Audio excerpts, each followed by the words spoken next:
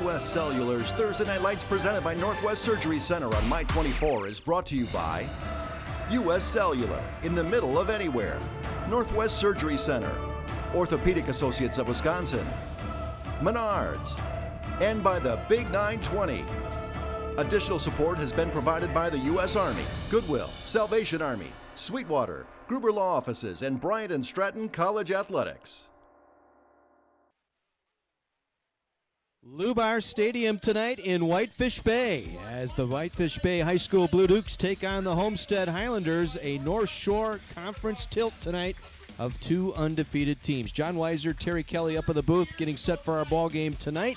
We'll set the keys to the game for you in just a minute. Right now, the United States Army Color Guard making their way to the middle of the field, and Whitefish Bay High School student Kayla Lever will lead us in the national anthem. Members of the United States Army, be strong, Army strong. We ask you all to please rise, focus on the middle of the field, and join in with Kayla Lever as we honor America with the singing of our national anthem.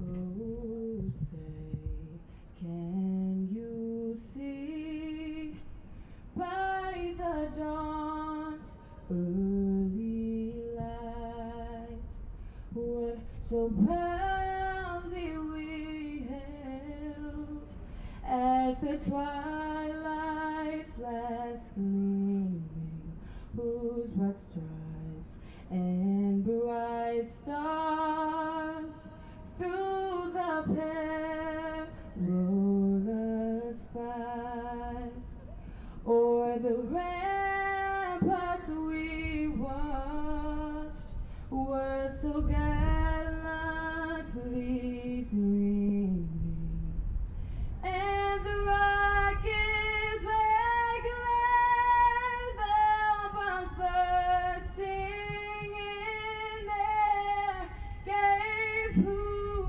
through the night that our flag was still there. Oh, say does that star-spangled banner yet wave o'er the land of the free and the home of the brave? Great job by Whitefish Bay High School student Kayla Lever with our national anthem tonight here at Lubar Stadium. Pair of undefeated teams, one of three in the North Shore Conference facing off here tonight. So let's go to our keys to the ball game, Terry. Well, keys to the game. Homestead feels they need to win the turnover battle. That's going to be critical for them. They have to put some pressure on Cade Garcia to disrupt Bay's passing attack, and they feel they need solid special teams. On the other side for Whitefish Bay tonight. Well, they've got to protect Cade Garcia from all the blitz packages Homestead's put together. They have to contain Brad Wolt, and at the same time, they can't let Homestead hit some home run pass plays. Pretty much laid out just as we visited with the coaches this week. That's pretty much what they've done in preparation for our ball game here tonight. Blue Dukes won the coin toss. They will receive. They will work it from right to left here at Lubar Stadium. We mentioned three teams in the North Shore undefeated. The third one, Hartford, sitting out there at 4-0. And both these teams play them the last 2 weeks of the season. I think Homestead runs into them first, and then Bay has them the very last game. And as you mentioned, now we're in week 5. You get to that 5th win in your conference. Now you're assured then of a playoff berth. Right. We know both of these teams are going to make it as they look ahead, but now we're also talking about seeding moving forward. Back deep, Case Fleck and Patrick now set to receive the kick. Ben Price, the senior, honorable mention all-conference a year ago as the kicker for the Homestead Highlanders. In the white tonight, Blue Dukes all in blue. And the run-up by Price will send it on its way. Now we'll take it up across the 15, 20, 25, and brought down at the 23-yard line. Eric Rod on special teams getting down there for the Highlanders to make the play. Number 3, Eric Rod with help from... Now we're going to get a first look at Cade Garcia, an outstanding quarterback, 6'1", 185, the senior. Boy, Terry, in practice this week where we were at, he made all the throws. Right, and the defensive coaches for Homestead could only sing the praises of Cade Garcia when we were at their practice on Monday. From the 28-yard line, 1st and 10, Blue Dukes from the gun. 2 receivers to the near side, and they will hand it off.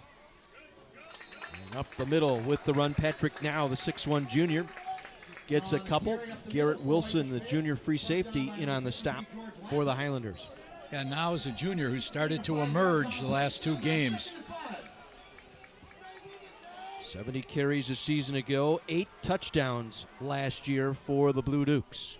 This will be a key, staying ahead of the chains for the Blue Dukes here, 2nd and 5. They have this in a manageable situation. They can do a lot of things here, as we'll see here.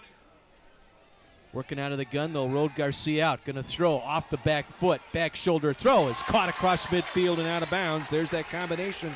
Alex Anthony, the other senior receiver, across midfield for the first down. A gain of 28 on the play. Now, last year, Cade was the back of the year in the North Shore, and Alex Anthony was receiver of the year. Ben Price out there in coverage. Gain of almost 18 on the play, 1st and 10. Our first downs brought to you by Gruber Law Offices. 1 call, that's all, here in the first quarter. Anthony again. And a quick out here to the near side. Wrapped up immediately here on the near side by Emery Whedon, the strong safety. Now, he's got 10 solos on the season coming in tonight. Made an excellent tackle, broke down, kept him right in front, wrapped him up. Loss of 2, 2nd and 12 for the Blue Dukes.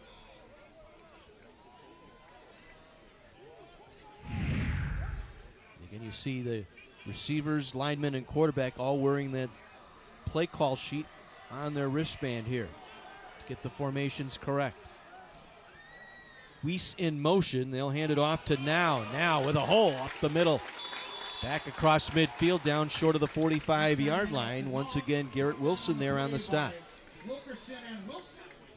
little bit of that power read. They're trying to set that up to have a couple of different plays to run off an option series with that. Gain of 5 sets up 3rd and 7. Tommy Brunner will come in now. The 6'4", 220-pound senior will come in as a receiver. Also, Bo Bassendale in there now. They'll split him out. They'll load up. Trips to the right side. Big 3rd down here early. 3rd and 7, and we get a timeout. Jake Walter didn't like the formation. There was some confusion out there. And we'll take the timeout, our first here of the evening. This gives us a chance to remind you that U.S. Cellular's Thursday Night Lights available streaming live online tonight. Log on to my24milwaukee.com. Click on the Thursday Night Lights link. You can also find complete game videos and photos from this season's games. Also, don't forget, tonight's game will be rebroadcast this Sunday night at 7 right here on My24. Let's head down to the sideline. Our first visit tonight with Mike McGivern. Hey, guys, so the girls softball team here at Whitefish State, they do a great job. These are the 2 captains. They call them the dynamic duo. Sophie Hess, good to see you again. Nice to see you too. Hey, start of the year, you're doing okay? Yeah, we're gonna do good. Yeah, but as far as school year, you're having fun? Oh yeah, of course. Yeah, what year are you? I'm gonna be a senior. She is a senior. She is a senior. Hey, tonight, the second half of the dynamic duo, by the way, both really good students, captains of this team. Next year, this coming season, you guys are going to be good. Yeah, we are. I'm really looking forward to it. School-wise good? Yeah, for sure. Guys, back to you. They're going to be great. All right, Mike, thank you. 3rd and 7. They roll Garcia out. Sitting down in the seat, making the catch is Anthony. Alex Anthony still on his feet inside the 30 near sideline and darts out of bounds at the 23-yard line. A pickup of 22 and a first down. Garrett Wilson ushered him to the boundary. When Cade Garcia starts to roll, that really puts pressure on those DBs because he's a very capable runner. You hear all about RPOs, run-pass options, and that's something that Bay has worked into their offense. They'll mark it officially at the 22. 1st and 10 for the Blue Dukes, their opening drive. Again, now coming around the right side, has a little bit of a seam inside the 20, rolled down at the 19. Lamping there in on the stop. Lampin, George Lampin, the junior, inside linebacker for the Highlanders.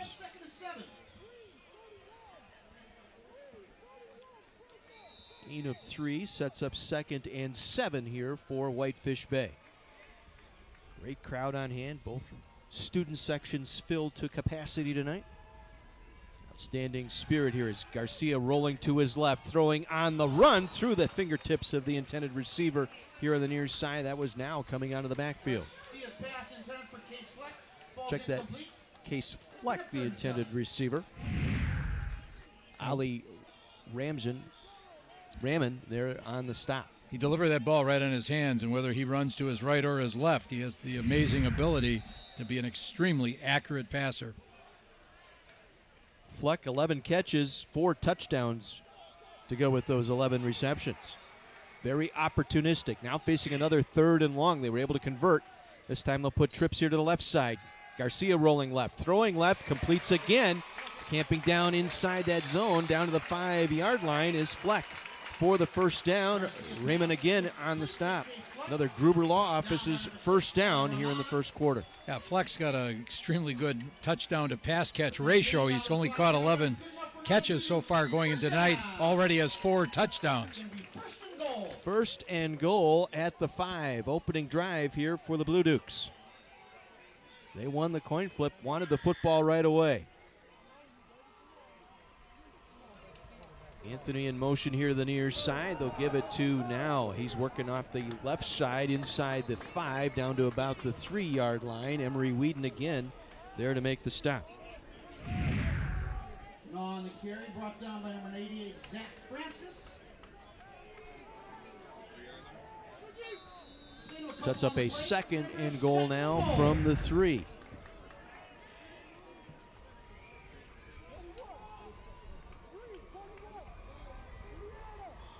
They'll put Anthony flanked out to the right. Fleck here to the near side.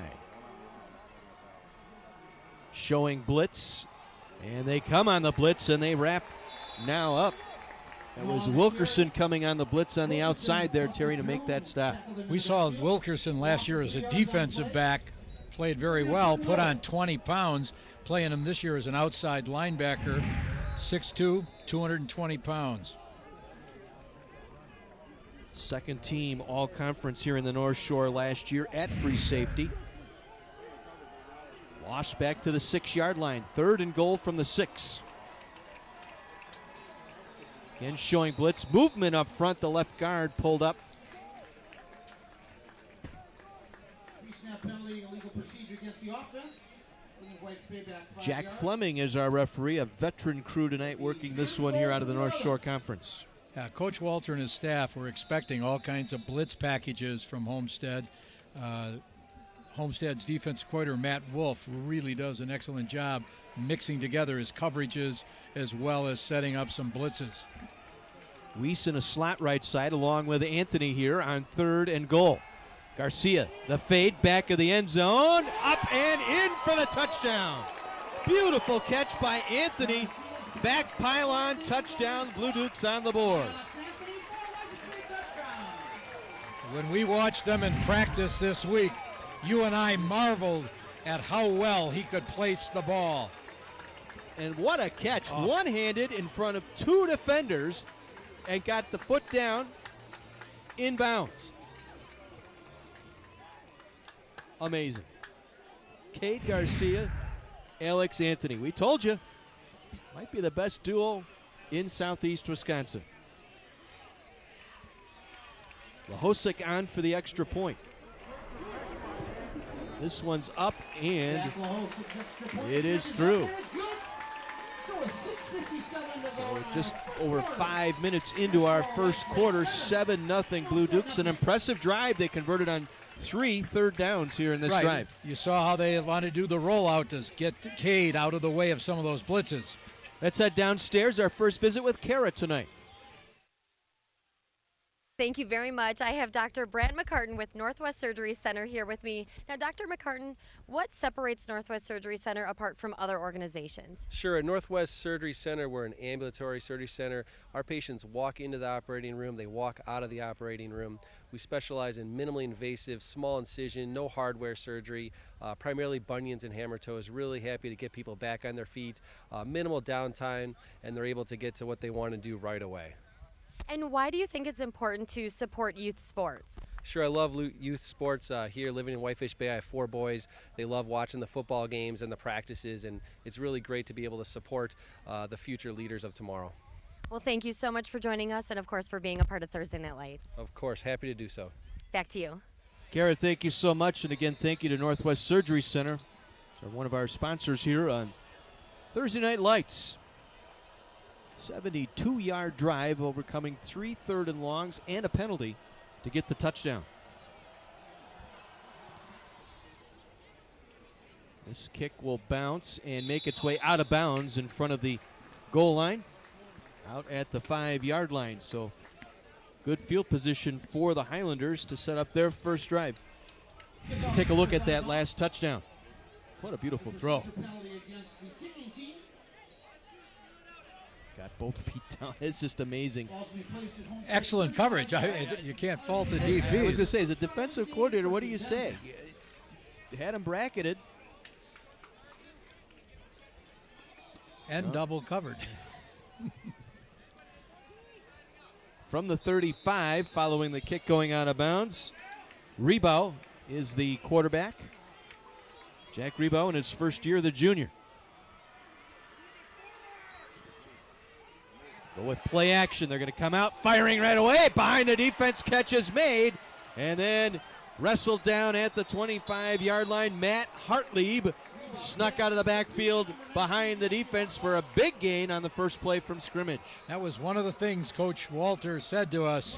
We can't concentrate on Brad Wolt so much that we let Hartlieb kill us on deep passes.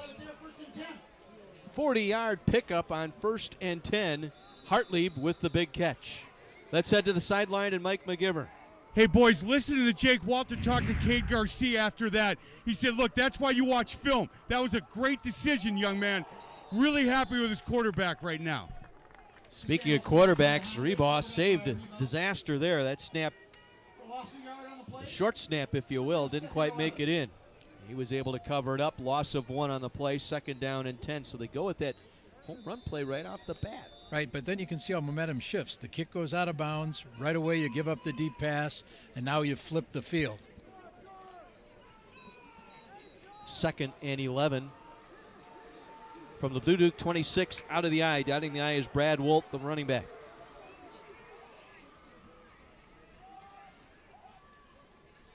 He'll get the call. Right side. Tripped up shy of the 20-yard line. Case Fleck able to get Wolt down. Wolt 6'1", 195, and a senior. Stay tuned at the end of the game. We will highlight our player of the game. That is brought to you by the United States Army. Army Strong. Pickup of 4, so sets up 3rd and 7 here for the Highlanders.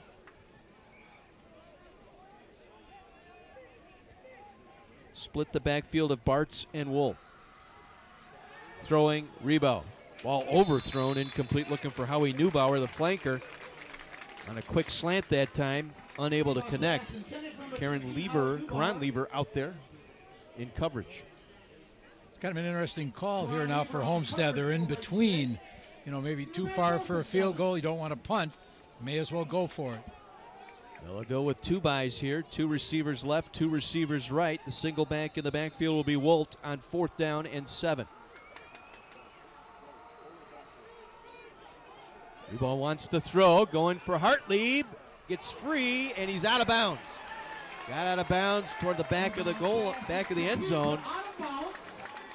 Made the catch, but was out of bounds, so they will turn it over on downs at the Blue Duke 22-yard line. That's our break. Whitefish Bay on the opening drive, taking a 7-0 lead over Homestead. Our U.S. Cellular Thursday Night Lights presented by Northwest Surgery Center on My 24.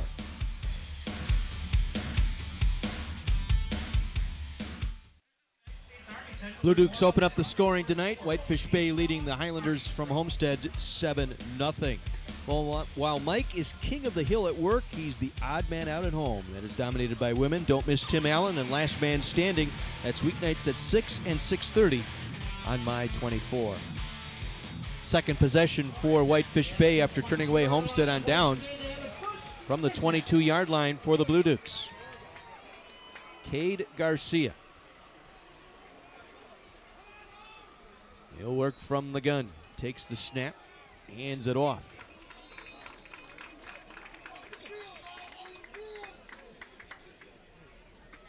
Bo Bassendale on the carry, 5'10", 175, the senior. 1,000-yard rusher last year. Will go along with 15 touchdowns. There's Jordan Schrader, the defender who made the tackle on the play. Gain of 3, 2nd and 7. Garcia. Now flushed, going to fire it out, and completes the pass across the 35 and down at the 38-yard line. Guess who? Tommy Bruner. 6'4", 220, the senior. They think of Brunner as a defensive player, but they like to work him in at the outside receiver spot. 6'4", 220. Big target to throw to. Comes up with the big play out at the 39-yard line. Another first down brought to you by Gruber Law Offices. One call, that's all. 1st and 10, Blue Dukes. Garcia dumps it off to Anthony near side. Catch made at the 45. Wrestled down there. Good open field tackle that time by Ben Price near corner here on the near side. And that ball was on the way before he came out of his cut. Saw a lot of that Tuesday afternoon at practice. They worked on that for a good 5-10 minutes, just throwing on the break. Gain of 6, 2nd and 4 from the 45. 3:50 to go here, first quarter.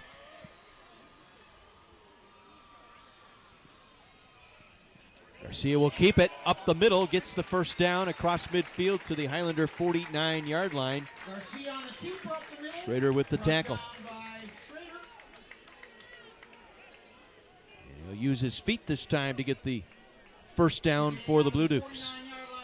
He's already rushed for 3 touchdowns this year, so not only can he throw extremely well, very capable runner. Coming up later tonight, we'll highlight an important point in the game as our watershed moment. That feature is being brought to you by Sweetwater, Southeast Wisconsin's Watershed Trust. And that was almost 6 going the other way. Wilkerson blew up that play. Yeah, Wilkerson demonstrating not only is a good athlete, he's an extremely smart player. Does extremely well in the classroom. 3.8 GPA. Got a hand on that intended for Anthony out there in the flat. Able to get that left hand up to swat it down. 2nd and 10 for the Blue Dukes. Ball at the Highlander 49.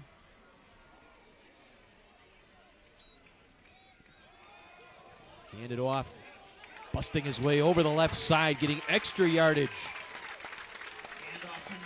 Naw that time, Patrick Naw, the junior. Bruner there on the stop for the Highlanders. Short of the first down, but a good run here over the left side. Well, you see him bring their wing back, Brady Weiss, 6'2", 230 pounds. Shuffle him across. He becomes the lead bat blocker on that power play. 3rd and 3, 2:50 to go here in the quarter.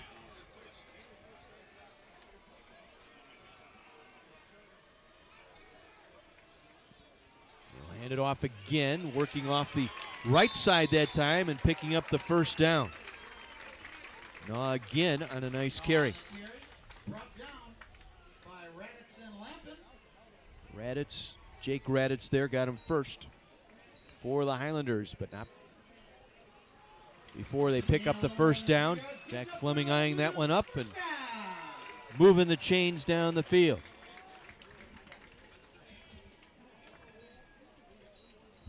Blue Dukes now 3 for 3 on, or 4 for 4, I should say, on third down conversions here in the ballgame.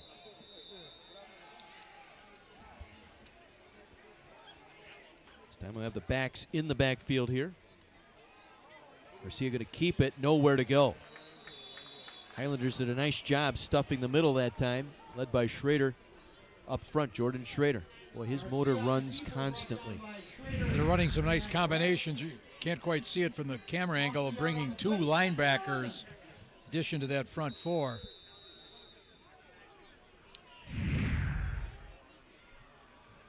There you get a good look at the 6'4", 275-pound senior. Loss of 1, 2nd and 11. Garcia going to put it up. Going to go for the home run over the middle of the field, and it's going to be overthrown, incomplete. Looking for Case Fleck that time. The flanker just running straight down the hash marks, couldn't catch up to it. Emery Whedon out there in coverage for the Highlanders. Stay tuned. The end of the game tonight, we'll highlight our play of the game. That's brought to you by Goodwill and the Power of Work. Clock stop, 1:48 to play here in the quarter. Big third down again here, 3rd and 11 facing the Blue Dukes. Garcia on the roll. Pump fakes once, back over the middle, completes the pass inside the 30, breaks the tackle to the 10, and wrestled down there. Big play capability there. Case Fleck again coming up with a big grab. They're 5 for 5 on third downs tonight, Coach. He pumped once. He saw the man was covered, brought it back, hit Case. Yards after catch there. Fleck down to the 12. Just outside the 10-yard line is where they will mark it. 1st and 10 for the Blue Dukes. Late here in this first quarter, driving again. This is a team averaging close to 41 points a game.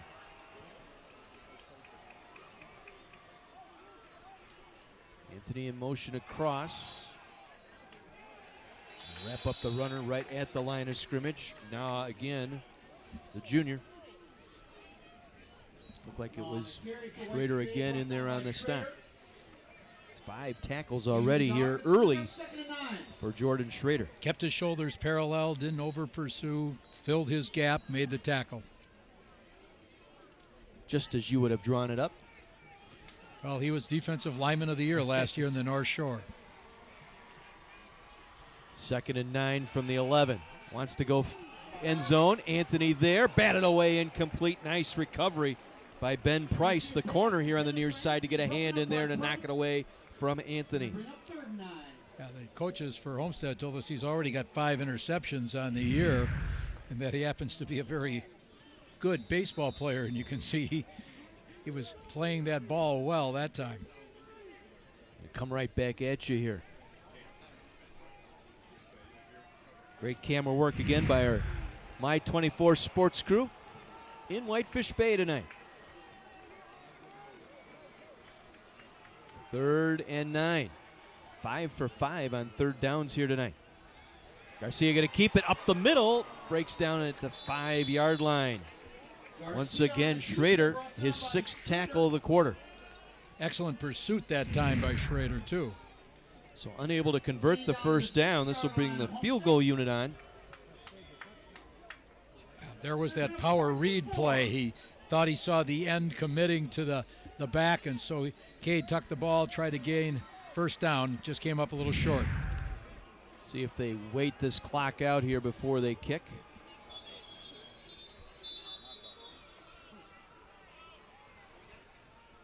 Timeout taken by the Highlanders here to force him to kick. There's a little bit of a crosswind. What was the first thing Dave Keel said when we saw him on the field? He was looking at the pennants on the goalpost and where the flag was blowing. Yeah, he started to see, is it out of the east or is it switching around coming out of the southeast? And when you've been as successful as he's been, I think we heard John Pearson mention in the pregame show, 16 consecutive conference titles, 16 consecutive playoff appearances. There is that little breeze left to right. It'll make Wachosek think about it a little bit here as you get a look into the huddle. Jake Wolter, the head coach. He's a great guy in his second full year now as head coach. And, really embodies what's going on here at Whitefish Bay in their athletic program. Yeah, very positive coach. Really relates well to the players, the coaching staff. Many of them have known Jake from before, connections with him at Tosa East, as well as some longtime Whitefish Bay coaches who've remained on the staff. Jack Fleming over a word to one of the assistant coaches. I think they might be putting some time back on the clock here. They want 6 seconds showing on the clock here.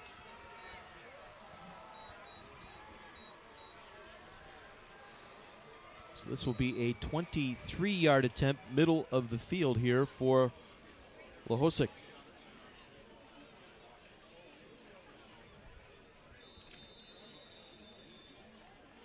Cade Garcia, the quarterback, on the hold. Brady Weiss is the long snapper.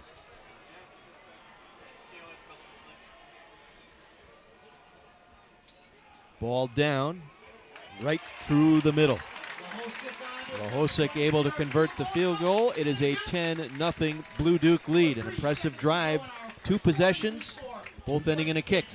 Right, and this game is, I think, going to go down to the end. We're not going to see quite that turn that we've seen in some of the games we broadcast this year. But they wanted to get out to a good start, and they have indeed accomplished that. Another nice drive here, culminating in the 23-yard field goal by Lahosic. 5 out of 6 on third downs tonight so far for the Blue Dukes. They've responded to the challenge. We have 3 excellent return men here for Homestead, too. When you've got Brad Wolt back there, Jared Schneider, and Corey DeToro. And Whitefish Bay, I think, recognizes the talent, and they were talking about whom they didn't want to kick the ball to during practice this week. Wolt is standing in the middle, flanked by Schneider to his left, DeToro to his right. But you've got to be careful in terms of kicking away from a guy. You don't want to put it out of bounds. They did on their last kick that gave good field position to the Highlanders.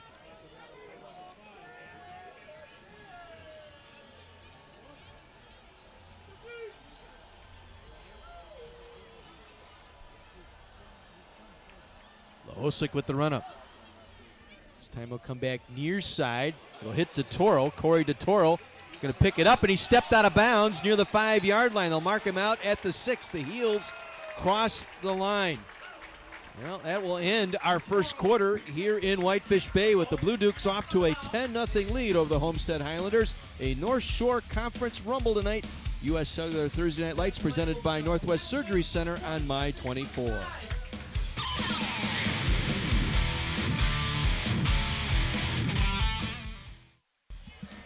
Lubar Stadium, the site of our matchup tonight. Whitefish Bay off to a 10-0 lead. Highlanders from their own 6. Going to go a little play action. Going to dump it out. Turning his head late and not able to catch up to Howie Neubauer. Trying to break clear that time. Karan Lever again out there in coverage for the Blue Dukes. We're going to see a number of play action passes tonight from Homestead. They know that Whitefish Bay, as we heard the Homestead coaches say it, they know our plays as well as we know our plays. So try to cross them up a bit. This is their 3rd matchup inside of the calendar year. These teams faced off, obviously, in conference play last year, and then the playoffs, level 3 a year ago. Nice run that time by Wolt, Brad Wolt on the carry. Able to set them up now with a 3rd and short. Marked down on the play by Noah Alling and Jacob Howard. Alling there on the stop. In a 6, 3rd and 4. Reball from the gun. And they hand it off, and the Blue Dukes were ready. They saw that one coming. Trying to run the fullback up the middle that time, and the Blue Dukes stuffed it. Brady Weiss in there first for the Blue Dukes. Now, Brady Weiss has played DN. This week they moved him to inside linebacker. Coach Walter told us we might also see him at outside linebacker. Joe Tijan, son of longtime coach Jim Tijan, is the defensive coordinator, so they've been doing their schemes. Nowhere to go that time. Wolt on the punt Wolt, who doubles up as the punter, will kick it away from his goal line.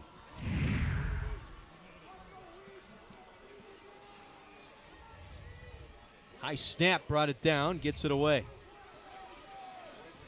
End over end kick takes a Highlander bounce out of bounds across the 45-yard line.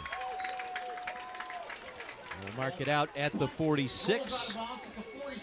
35-yard punt for Wolt. And so the Blue Dukes set up with good field position off to a 10-0 lead. Let's head back down to the sideline and Mike McGivern. So guys, listen to Jake Walter talk to his coaches, and they're watching the defensive backs from Homestead. They said, hey, look, if our guys run the right route, they all started laughing. And he said, you know what we're talking about, run the right route. We could get this up the seam one time. And they all said, we'll talk to him, coach. It's good stuff over here.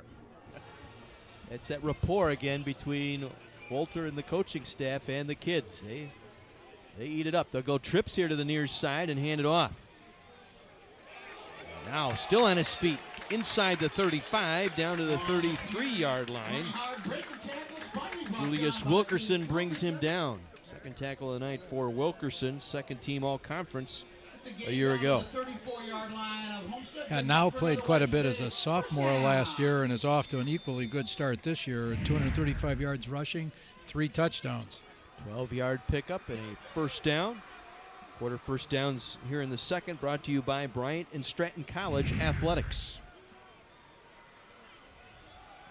And they'll try and go up the middle. Not much there.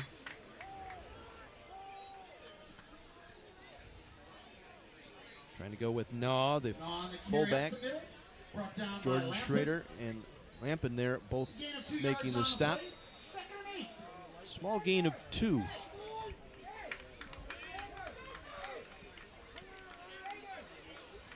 Obviously, one way to handle the Homestead offense is to not let them on the field. And they had a 28-5 play ratio on top of them in the first quarter. Now another timeout taken here by the Blue Dukes. A little late getting the play in, and so that's their second timeout already here in the half. They're down to 1 remaining.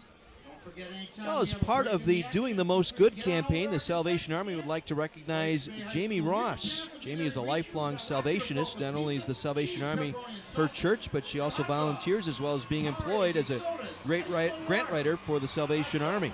As a volunteer, she works on the Red Kettle campaign and does nursing home visits. As an employee, Jamie has arranged summer camps and weekend outings as part of the youth department. Jamie Ross, a great example of the Salvation Army's mission of doing the most good.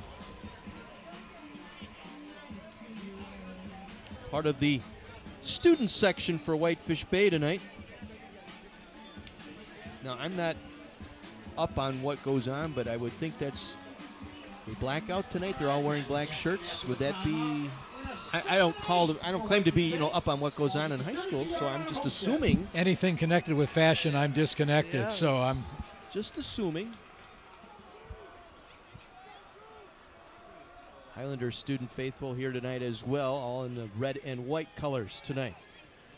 See nothing doing there, and a little quarterback draw. Yeah, they gave that little power read fake again. Homestead had that one diagnosed well. Jake Raditz crashing down from the end position, able to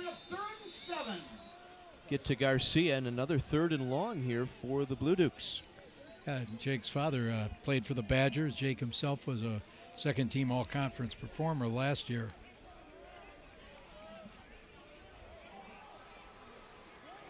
From the 31-yard line, 3rd and 7. They'll go trips here to the near side. Garcia rolling to the right. Pump fakes, now dumps it out. Man wide open, makes the catch at the 5. End zone touchdown. Touchdown, Blue Dukes. Bo Bassendale slipped behind the defense that time. Garcia waited patiently and threw it perfectly on target for his second touchdown pass of the night. Well, by rolling him, he's getting away from that, pressure up the middle. Took his time, and the DBs are kind of caught in between. Is he going to run? Little hitch right there. Froze the linebacker on the chase. Somehow Bassendale slipped in. Got behind Garrett Wilson, the free safety, who was coming over. Just got a couple of steps on him for Bassendale. It's his 6th touchdown catch and the extra point through, and it's a 17-0 lead for Whitefish Bay as we head down to Kara. Thank you very much, guys. I have Jamie Ross, who is actually in charge of making sure that all of our larger corporations donate money to the Salvation Army. But you guys are also doing some smaller things in the community as well. We are doing a book drive in particular. Our goal is for this Christmas season for every child that comes through the toy shop to have a book with their toys that their parents collect for them. So please come out, donate a book anytime. And it means a lot for us to have you on site tonight, but this game means a lot for you personally. It means a lot. My son is playing, excuse me. Oh. So proud of him, but it's a great rivalry, and we're going to win. Go Whitefish Bay. Well, hopefully he comes out on top. Thank you so much for all you do in the community, and good luck. Thank you. Back to you. Kara, great story, and we thank you for that. Well, the Blue Dukes off to a 17-0 run here to start this ball game. Homestead needs to answer. This is the situation we were anticipating, a really tight game, and all of a sudden if Bay gets all that momentum. But Dave Keel's been around the block more than once, and I'm sure he and Drake Zortman, the offensive coordinator, are cooking something up. So drive it into the end zone for the automatic touchback.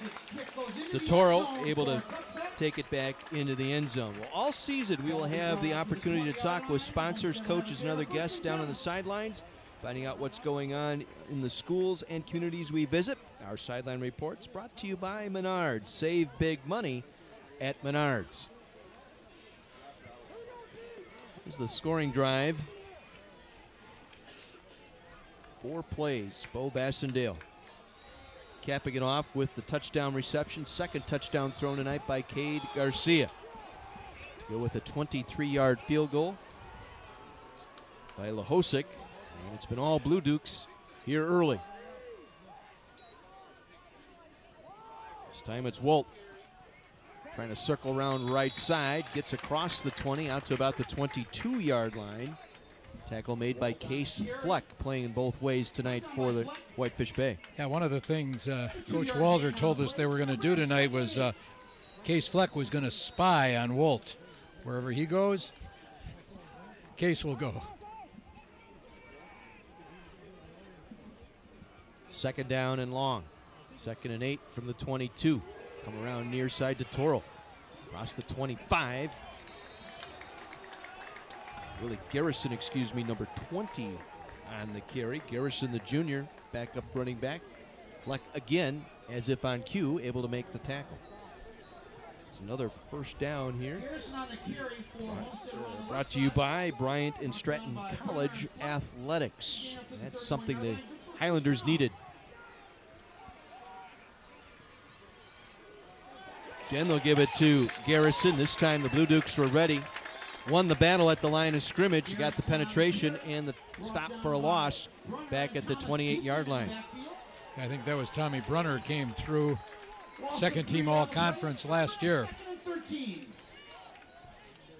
Brunner 6'4", 220.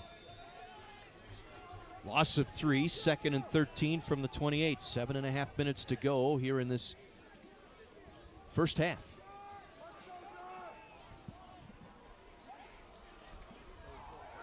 Play action pass. Rebound now on the scramble. Fans here on the near side wanted a hold as Rebound darts out of bounds near the 30-yard line. Nobody open, so he scrambles up the left side, pushed out of bounds by Howick. Here's Howick one of was there on the stop. Jacob Bishop, lineman out here on the near side, looked like he had his arms tangled up in the jersey of that Blue Devil defender. Here's a critical 3rd down play. Homestead needs to string together a drive. Keep that ball out of the hands of Cade Garcia and company. 2 by 2 here. 2 receivers right, 2 receivers left. Reba going to go far side, and flag is down as there was contact out there intended for Hartley, who made a big catch on the first play by Homestead tonight. Russell Ania was out there too, as you see hand-to-hand combat as the ball was coming in.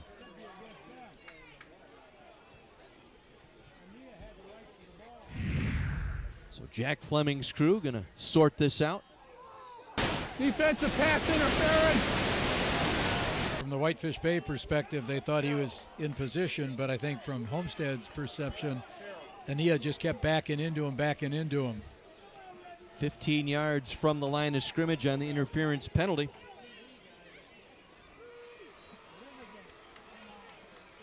The umpire, Ken Shrimp, will step it off. Move it out to the 45-yard line. They'll pick up the first down via the penalty, but importantly, it keeps the drive alive here for Homestead. They're trying to find something here. First down, and it's by penalty. They give it to Wolt coming around the near side. Going to be chased down for a loss back at the 41-yard line. Nice open field tackle. Noah working both ways.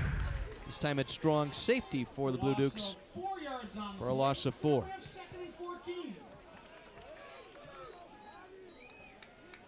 So Wolt chased down for the 3-yard loss, 2nd and 13. Wolt will be the single back, 4 receivers, 2 by. Step up, deliver far side, sliding catch is made. Just across the 45-yard line of the Blue Dukes. Nice catch out there by Jared Schneider. It's just his 4th catch of the year for the 6'1 junior. 15-yard pickup and a Bryan and Stratton Athletics first down as we go back to the sideline and Mike. Not happy, Whitefish Bay coaching staff not happy with that last call. Homestead side, defensively, they're a little concerned at this point. They said, boys, just stay with their game plan, trust each other, and let's make sure we're tackling in bunches, not with one. Quick flare out to the receiver on the far side. Gets it down to the 41-yard line. Again on the catch was Jared Schneider. Pass is complete to Schneider. So Homestead getting a little something going here that they desperately need, down 17 here in this first half. Yeah, Jack Rebow, it's first year as a starter. He's a junior, trying to get into his rhythm. Tom Deacon credited with that last tackle for the Blue Dukes. 2nd and 6.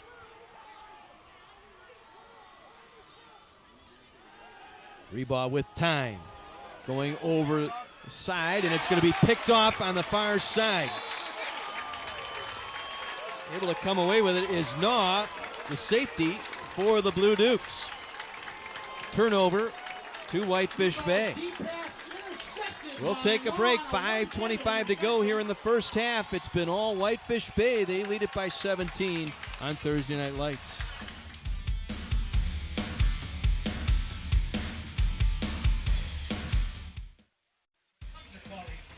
Now's interception at the 9-yard line will set up the Blue Dukes on this drive with 5:25 to go here in this first half. Well, it's the toughest reality show on television.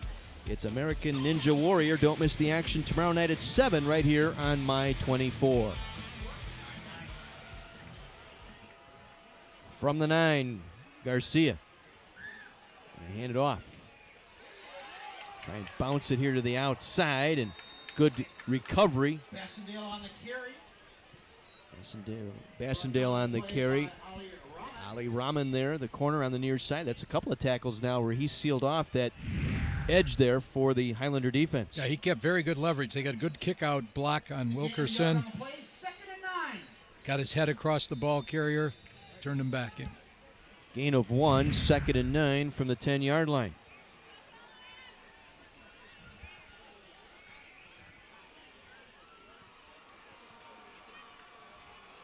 Again, they'll work it on the ground. Across the 10. Bo Bassendale getting some carries here. The 5'10", 175-pound senior. Raditz there on the stop. His 4th tackle of the half for the Highlanders. 4 yards on the play. It's going to be on 3rd and 5. So here's that 3rd and medium distance here for the Blue Dukes.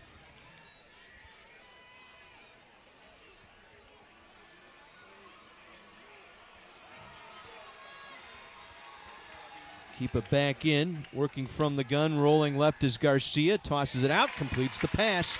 Out across the 20 to the 25-yard line. Alex Anthony with a nice catch once again. Another Bryant and Stratton Athletics first down for the Blue Dukes. You see Cade Garcia just flick that wrist, and that ball is on its way.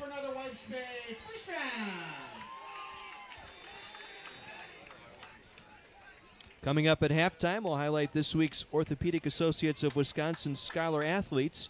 Also, Kara will have a chance to talk with a few of our sponsors. That's all coming up during the halftime report here on My 24. 17-0 Blue Dukes. Out from underneath their own goalpost here following the now interception. Moving the football out, and Jake Walter going to take his final timeout here with 3:40 to play. Well, Jake shares play calling responsibilities with his line coach, Paul Rathkamp.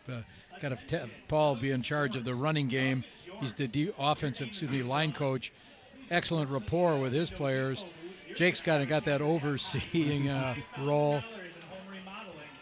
Well, this week on Faith in the Zone, former Green Bay Packer coach and current Arizona Cardinal linebacker coach Bob Sanders will join Mike McGivern and Pastor Ken Keltner to discuss his faith and how it has affected his life professionally and personally. That's Faith in the Zone, Sundays at 8 a.m. and again at 8 p.m. only on Sports Radio 105.7 FM, The Fan. Blue Dukes out of timeouts. Highlanders have 2 timeouts remaining. Facing a 1st and 10 from the 25-yard line. You saw defensive coordinator Matt Wolf out there trying to get his guys calm down, make sure you cover your area responsibility, read your key. They'll go trips here to the right formation. They'll run out of that, and again bottled up almost immediately. Looked like Schrader right there, right on the ball as it was handed off. That's 8 tackles now in the half for Jordan Schrader. He was Defensive Lineman of the Year last year in the North Shore, getting obviously a lot of college looks. At his size, 6'4", 275.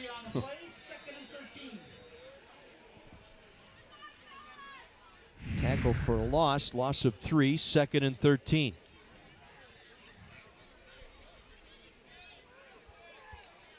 Always one of those question marks, how aggressive do you get at the end of the half? Again, they'll line up 3 receivers here to the near side. Garcia going to roll right, throw back over the middle, looking for Anthony. Got him at the 30, across the 32-yard line. Going to be stopped short of the first down. Lampin there again. As we get one more look here on the roll by Garcia. Put it right on the mark.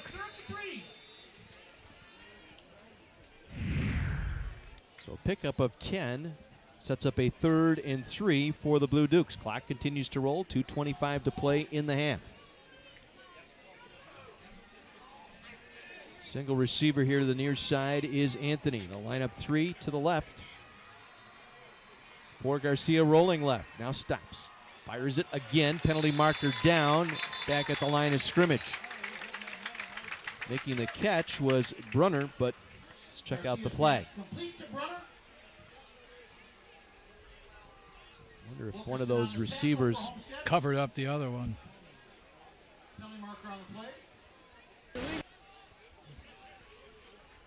It's an illegal shift.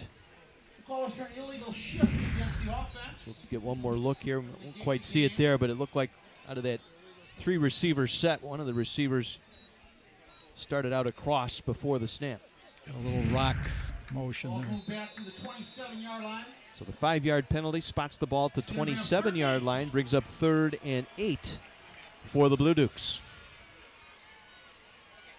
Again, 3 receivers to the left. And the back judge going to stop play here. Might be adding some time to the clock here.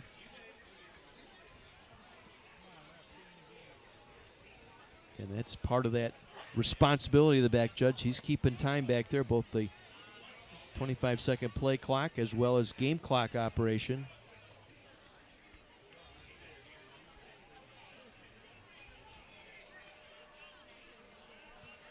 Jake Walter getting an explanation.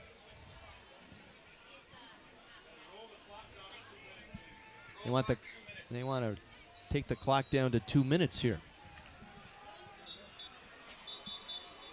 I think Coach Keel might want to know why that's happening.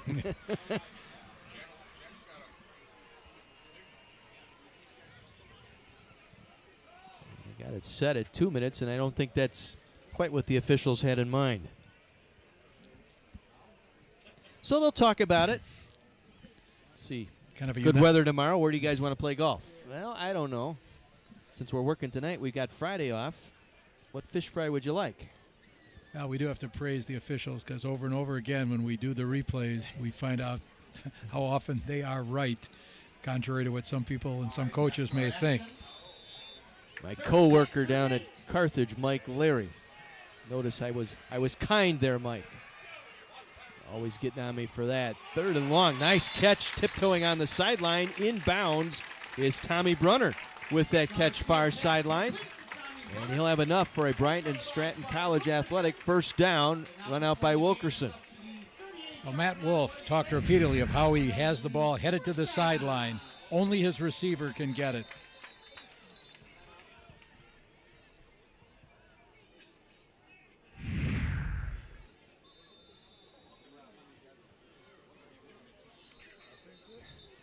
Officials stopping play once again.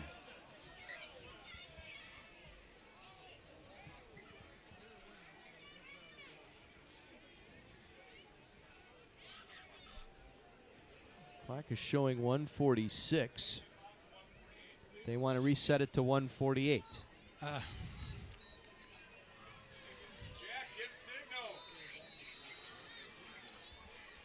Yeah, the booth is saying they're not getting a clear signal from down on the field. That makes it a difficult task for the clock operator. Well, you have to work the linesman here on the near side, has to tell one of the assistant coaches who'll radio it up here to the booth.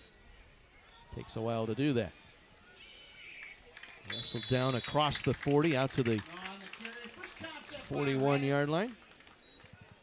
Raditz there on the stop once again. Nah having a pretty good game on both sides of the ball. He had that interception, thwarted the Homestead drive earlier in the quarter.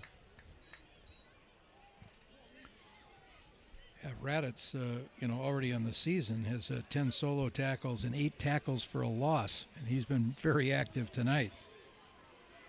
3 receivers to the near side. Again, they'll run out of that formation, try and go up the middle, but nothing doing there. For Naw. Lampin was right there once again on the stop. Again, reminder, the U.S. Cellular's Thursday Night Lights is available streaming live online. Log on to my24milwaukee.com and click on the Thursday Night Lights link. Complete game videos and photos from this season's games. Also, don't forget tonight's game will be rebroadcast Sunday night at 7 right here on My24. 3rd and 4 from the 44. Garcia hitch and then completes. Drew Garcia with the catch across midfield and brought down at the 47 of the Highlanders. Garrett Wilson there to make the play, but not before another Blue Duke first down. Now the brothers will be able to talk to each other at home tonight after making that connection. Was waiting for that. Garcia, the younger brother of Cade Garcia. And they'll clock it here with 35 seconds to go here in the half. One of the cases now where they're saying, geez, if we were on, target during the first 2 quarters and not having to call all those timeouts, it'd be nice to have 1 or 2 in our pocket right now. So clocking it makes it 2nd and 10. Those are the football just shy of the 46-yard line of the Highlanders. Garcia gonna go for it all. Has a man out there, incomplete. Got past the defender, Rahman, that time. That was Maurice David Lee III. We saw in practice Coach Walter encouraging Mr. Lee to, keep, putting forth that effort, getting into the game. Found himself there. Did get a step on Rahman, the corner. Pass just a little bit overthrown. Brings up 3rd down and 10 from the Homestead 46-yard line. 2 receivers left, 2 receivers right here for Garcia. Now being flushed to his left. Garcia throwing on the run, found a man, kept it alive long enough, will get the first down, and the clock will stop while they reset the chain. Drew Garcia's younger brother bailing out the quarterback, Cade Garcia. Garrett Wilson making the tackle. Pushed out of bounds by Wilson. That's a gain down to the 24-yard line of the Highlanders. Good enough for another Blue Dukes. 22-yard pickup that time for the Blue Dukes. The Garcia brothers coming up big, and once again, Cade Garcia will clock it here, stopping the clock with 17 seconds to play.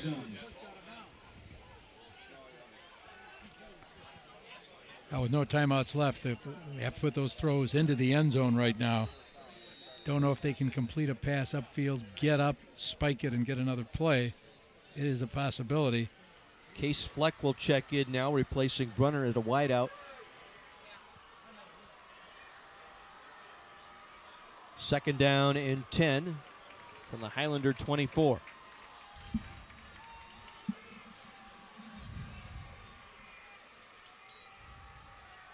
Garcia chased, hit as he's thrown, gets it to the near sideline, incomplete.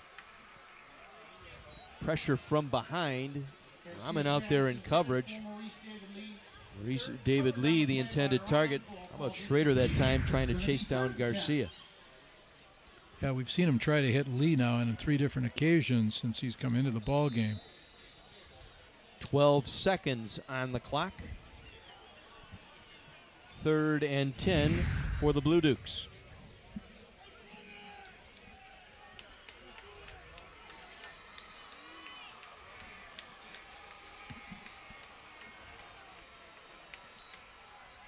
Garcia lofted for the corner, looking for Lee. Ball is batted up in the air and incomplete. Throwing into double coverage that time. And so with 6 seconds to go as we get another look. And throwing it into double coverage, it was Rahman again out there getting a hand on it to break it up.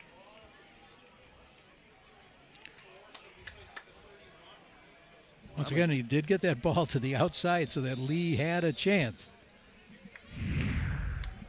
This will be a 41-yard field goal, just shy of the left hash mark here for Lehosick.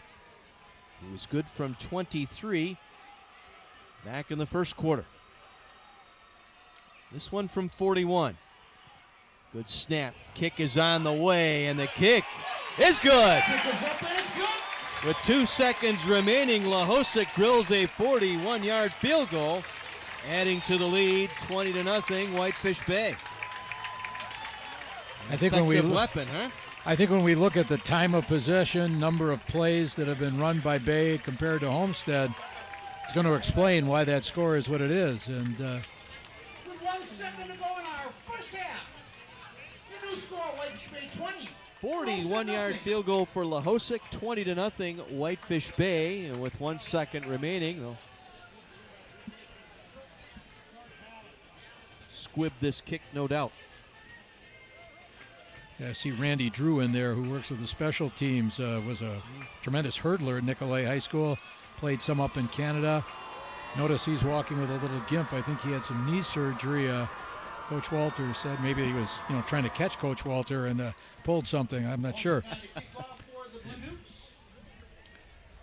Yeah, he just recently got rid of the crutches, he was telling us at practice the other day. So Lehosick with a pair of field goals here in this first half, latest from 41. Well, I would imagine that rule of don't kick to Brad Wolt is in full force right now. I wouldn't expect to see anything other than a little dribble. We'll just squib it up the middle here, or a little pop-up kick. And that's exactly what he'll do. He'll top it here. It's loose near midfield. Highlanders cover it up, but time expires here in our first half. It's been all Whitefish Bay tonight from Luber Stadium in Whitefish Bay, Wisconsin. North Shore Conference, Blue Dukes on top of the Homestead Highlanders, 20-0. Our U.S. Cellular Thursday Night Lights, presented by Northwest Surgery Center.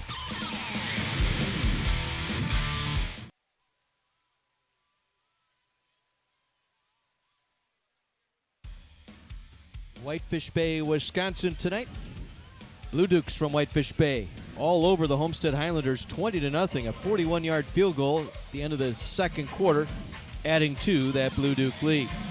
Well, tonight we'd like to highlight some special student athletes. Our Orthopedic Associates of Wisconsin is proud to present our Scholar Athlete of the Week nominees.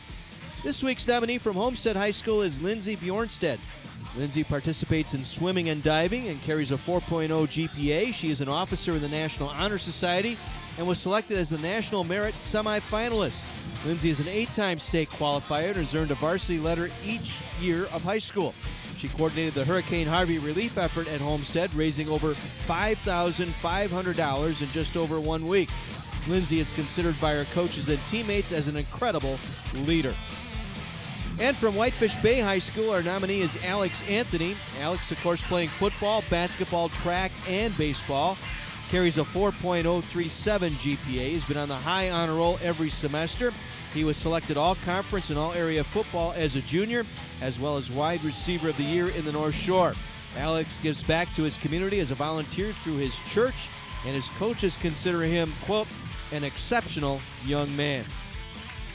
Congratulations to this week's Scholar Athlete nominees. At the end of the season, one nominee will be chosen to receive a scholarship courtesy of Orthopedic Associates of Wisconsin. Orthopedic Associates of Wisconsin. There is a difference. Check them out online at orthowisconsin.com. 20-0 Whitefish Bay over Homestead. Let's head to the sidelines and Kara. Thank you very much. I have Amber Keppel, the program director at the Whitefish Bay Theater, here with me. You guys are coming off of a fantastic year. Can you tell us about it? Sure.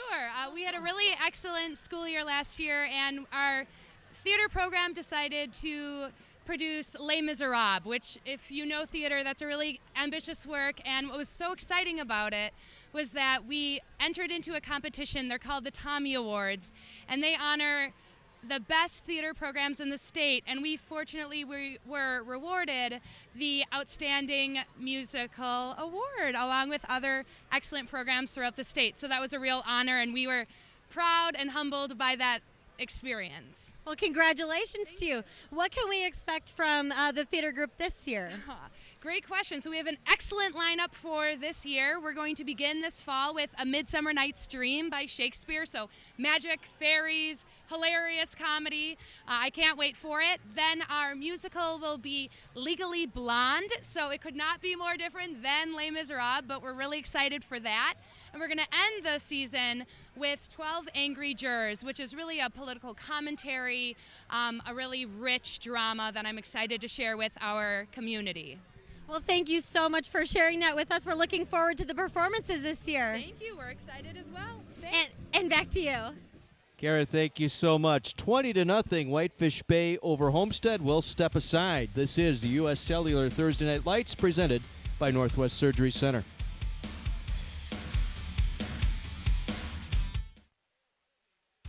Welcome back to our halftime report here on My 24. Whitefish Bay Blue Dukes in a North Shore Conference battle with Homestead tonight, and the Blue Dukes lead it by a score of 20-0. So we have a very happy athletic director on the sideline standing by with Kara. Very happy indeed. I've got Jason Kazmarek, our athletic director, down here with me. Thank you so much for letting us take over Whitefish Bay High School. Our pleasure. Absolutely. But you actually came from Brookfield East, and now you're 2 years into being the athletic director at Whitefish Bay. How's the experience been treating you? It's been extremely rewarding to be able to work with all the teams, coaches, and families in this community. My family lives here ourselves, so it's, again, a real great honor to be able to serve the community that I live in. And obviously, from what we can see from the scoreboard, it's a potentially 5-0 team here, but what else can we look forward to this year? Well, we knew this senior class and the team as a whole for football was going to be a special group, so we're just going to take it one game at a time. We still got one half of football to play. I would say across the board, our athletic programs are really second to none. Boys soccer is looking for their third consecutive state title. Girls gymnastics is looking to three-peat as well, and girls soccer was a state champ last year. So across the board, just looking to continue to make steady improvement and really give kids opportunities. Well, congratulations to you. A lot to be proud of here. Yes, thank you very much. And thanks for having us. Back to you. Kara and Jason, thank you so much. This week's Games to Watch brought to you by the Big 920 WOKY. Games to watch tomorrow night include a Classic 8 tilt, Muskego and Kettle Moraine. A first place battle, believe it or not, between Badger and Westosha Central. Shout out to my guy Tyson Mengel out there at Westosha. And New Berlin West takes on New Berlin Eisenhower in the Woodland. Neighborhood battle in Newton, bragging rights in New Berlin. On the Big 920 Sendix Game of the Week, Franklin will take on Oak Creek. That is on 9:20 a.m. or in the iHeartRadio app, keyword the Big 920. 20-0. Blue Dukes on top of the Highlanders on My 24.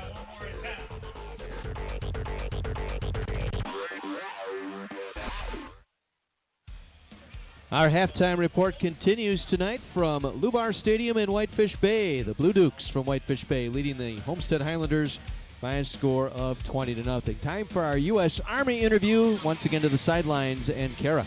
Thank you once again. I have Staff Sergeant Brock Brown down here with me.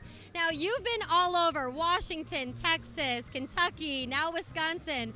What makes Thursday Night Lights a great platform for recruiting individuals into the Army? Well, for us being new here, and I'm new here as well, and Whitefish Bay is my assigned high school, I gotta get out here, meet the public, meet the community, talk to the young men and women here who are eligible to join the Army, and let them know what the benefits are and what we have to offer. And there are quite a few benefits, and one of them includes maybe a little bit of travel, but as a tanker in the Army, you've been overseas, and that's actually been an enjoyable experience for you, correct? Yes, it has. Yes, I've been in 14 years. This is my first month recruiting, so most of that time has been spent on the tank, honing my skills and teaching all of my recruits and my soldiers their daily duties and jobs. And what made that experience so special for you? Deploying. I've been deployed twice to Afghanistan. Both times it was to help the public do projects, help their infrastructure, pass out food, clothes, things like that, and to help anything we could offer. Well, we appreciate so much what you've done for our country, and of course for helping anybody else that we might need to work with in the future. It's a story like yours that makes what people can look forward to into the Army's, so memorable and so enjoyable. So we thank you again, and of course for joining us for Thursday Night Lights. Thank you very much. Thank you very much. Back to you. Kara, thank you so much. Time now for a United States Army highlight package. Whitefish Bay got the ball first tonight, Terry, and they capitalized. Right. Marvelous throw right to Tom Brunner, corner of the end zone. Out jumped two defenders. First score of the night goes the way of Whitefish Bay, and then this nice nifty pass here back of the end zone to Bassendale. All by himself, tucks it in, goes in, gets the second touchdown. Zach Lahosik hit from 23 yards out late in the first quarter, but this one from 41 to end the second quarter. Right, Whitefish Bay has run double the amount of plays Homestead has, and obviously that's been a key to getting this lead on the Highlanders. Our highlight package brought to you by the United States Army. Army strong, and there are the numbers, and they do not lie tonight. Only 72 total yards for the Highlanders, who've actually been averaging more points per game than the Blue Dukes. And it's been all Whitefish Bay, 271 total yards, 11-2 in the first down total. Another one to keep an eye on here as we go to the second half. 20-0 Blue Dukes. Back with our second half after this.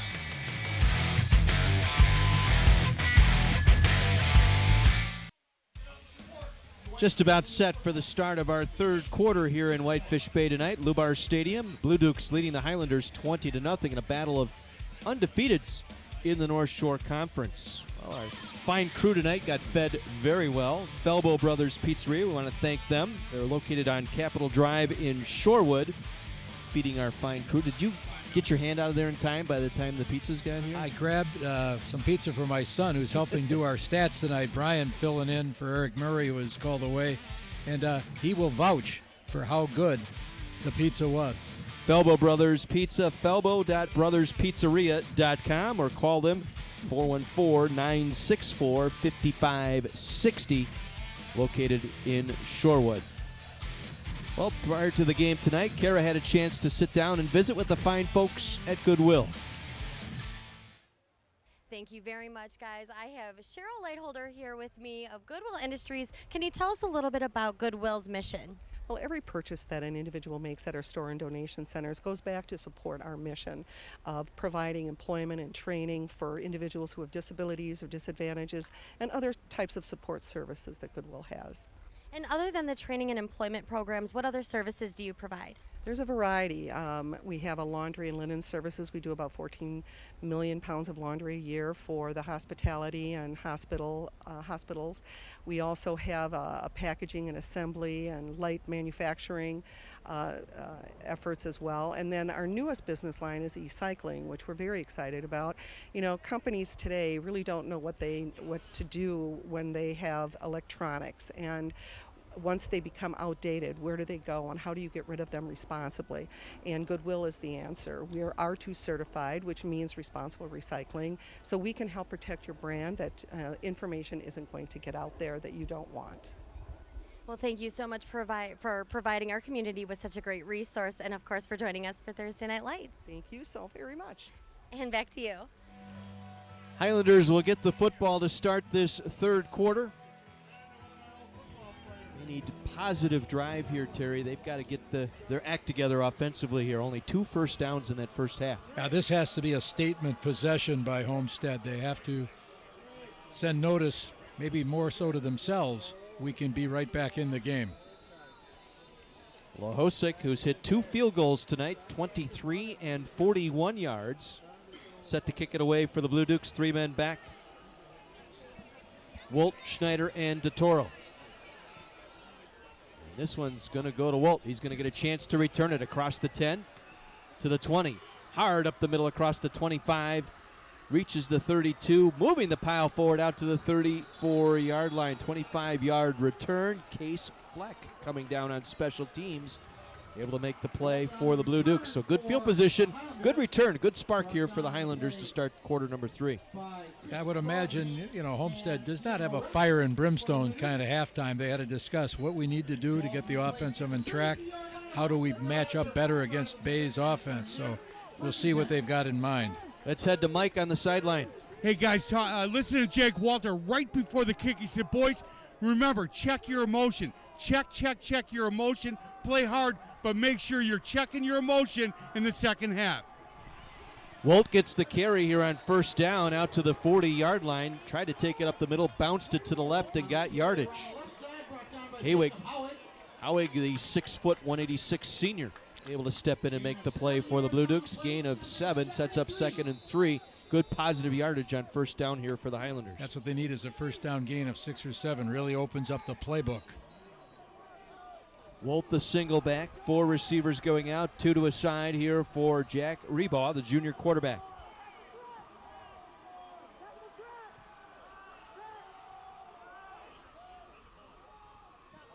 Wolt will get it here around the left side. The line of scrimmage, and that's about it. Maybe a yard as he was angled out of bounds.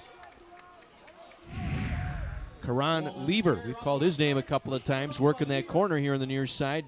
Protects the boundary for the Blue Dukes. It was his sister, by the way, that sang the national anthem this evening. Did such a magnificent job. So gain of 1 sets up a 3rd and 2 for the Highlanders. Twin tights here on the line of scrimmage. They'll run it up the middle. Wolt gets the first down out to the 44-yard line. Thomas Deacon, 35 tackles a season ago, the senior defensive end, able to make the stop. But a first down brought to you by Gruber Law Offices. 1 call, that's all. And a big one indeed here for Homestead. Opening possession here of the third quarter. Again, 4 receivers, 2 right, 2 left. Single back is Wolt. Play action fake. Rebaugh is going to keep it here to the near side. Gets to the boundary. Got tossed to the turf. No flag. Riley that time able to step up from the defensive tackle to make the play. I would imagine one thing that offensive coordinator Drake Zortman did was challenge his offensive line to start getting on those blocks and maintaining them. Pickup of 3, 2nd and 7. Ball resting at the 47 of the Highlanders.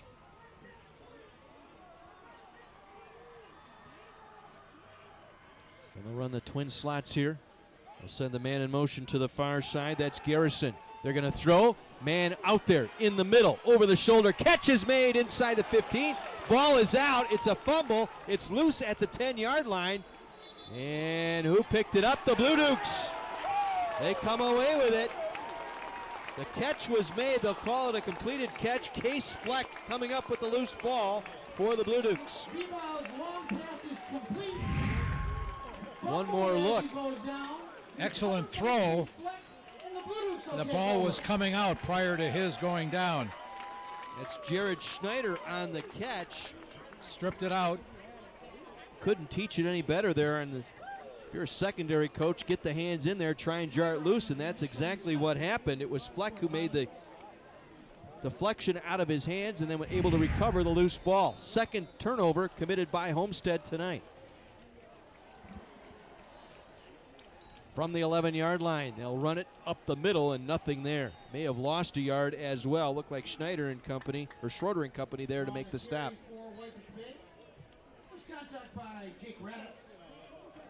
Wilson also stepping up defensively for Highlanders here. It's a nice defensive front for Homestead. They've got Raditz at 238, Schrader at 275, Beal at 225, and Zach Francis at 210. Second and 11 from the 10-yard line. Garcia going to put it up. Scrambles back into his end zone, off his back foot. Dangerous pass, and it falls short, incomplete. Intended out here, looking for Drew Garcia, his brother, trying to come back on it. And again, only spot where it was going to be was right there on the ground or in the hands of his brother. Might be ill-advised, though, throwing off that back foot and not being able to put enough steam on the ball. Well, here's a critical third down facing the Highlander defense here. After the turnover, would like to get a 3 and out. 3rd and 11.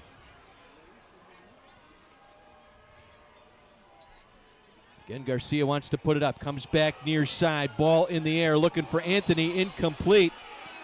There was contact down the field. He and Ben Price got locked up. No flag on the play, so it'll bring up 4th down. And for the first time tonight, the Blue Dukes will punt. Extremely important stop for Homestead. You know, we talked about maybe that fumble could have been seen as a watershed moment had Bay been able to make a little bit more out of that possession. Saw the replay there. Anthony actually had the back jersey that time of Price. Anything could have been an offensive interference call there. As it is, brings up 4th and 11. Wolt at midfield awaiting the kick. Lahowski out of the end zone. Gets off a booming kick here, a driving kick. Wolt drives him all the way back to his own 44. Across the 45 and out of bounds, and a late penalty marker thrown at midfield. 45-yard punt, and there is a penalty. We'll check it out. Jack Fleming's crew working the game here tonight.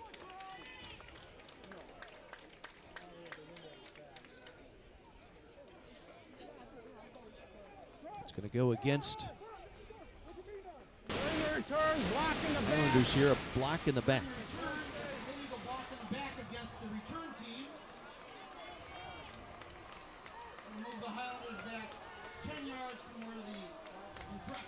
So they'll move the football back to the Highlander 35-yard line. Just over 9.5 minutes to go here in the third, and Homestead back on offense, trailing here 20-0.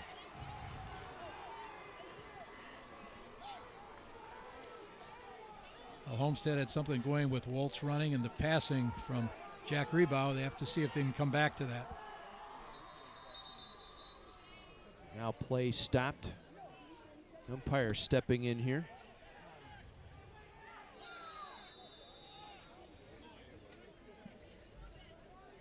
Not sure what the stoppage of play was, but they'll regroup. 1st and 10 from the 35.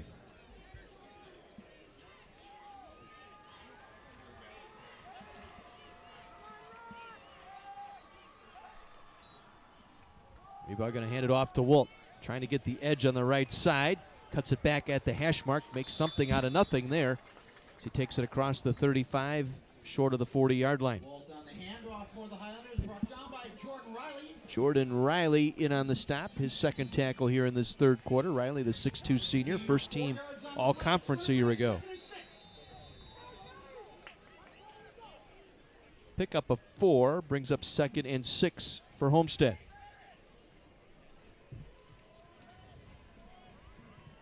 And they'll go with that 4 receiver, 2 to a side look here. They'll run out of it to Wolt. Stuffed up the middle, tries to bounce it outside. Going to be met at the 41-yard line and drilled out of bounds. Case Fleck came up with that strip and fumble recovery. Able to make another stop here for the Blue Dukes. One thing you can see Wolf do is he comes up to that line. If it's stuffed, he starts moving sideways. But Whitefish Bay had good pursuit angles, kept pushing him out of bounds.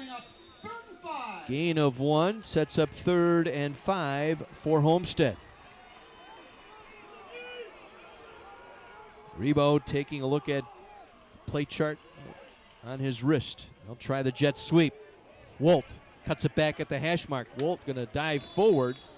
Going to be close. Going to depend on the spot here, whether or not he picked up the first down. And we've got an injured lineman down for Homestead.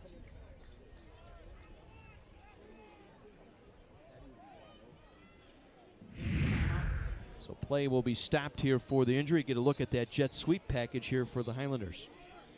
Right, and it'd be interesting to see just which of the offensive linemen went down for Homestead. They were already shuffling around because of some injuries in the offensive line. Looks like an ankle, perhaps. Listen to the Wendy's Varsity Blitz Show presented by your local Pick and Save stores this Saturday morning starting at 10. A.J. Rabel, the head coach at Waukesha South, will join Ryan McMillan and Mike McGivern in studio along with football official Pat Miles. Just worked our game, I think, last week. Saturday morning at 10, only on Sports Radio 105.7 FM, The Fan. Ty Ho, 6'3", 265-pound junior, seems to have turned his ankle a little bit.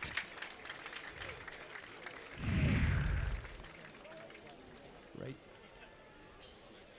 He looked like he stepped on the back of the runner's leg there and a gain of 4 on the previous play.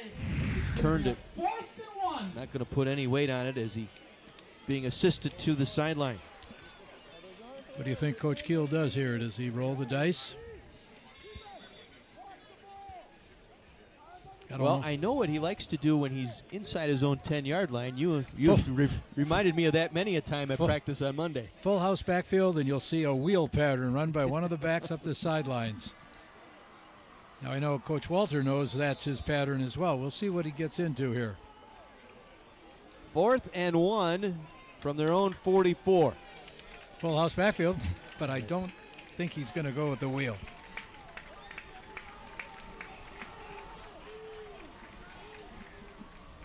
They'll break it out. They'll toss it to Wolt. Wolt cuts it back, first down and more. Spins out of a tackle across midfield into Blue Duke territory down to the Whitefish Bay 43-yard line. Brad Wolt, the senior, picking up the Gruber Law Office's first down, converting 4th and 1. That's one of the things. You see the so-called full house backfield and you start to think of the old straight T. The way they shift out of it, it's anything but. Ania made the tackle, but not before Wolt picked up our first down. So we haven't seen Homestead do something yet that we thought they might do, is go into an up-tempo offensive set.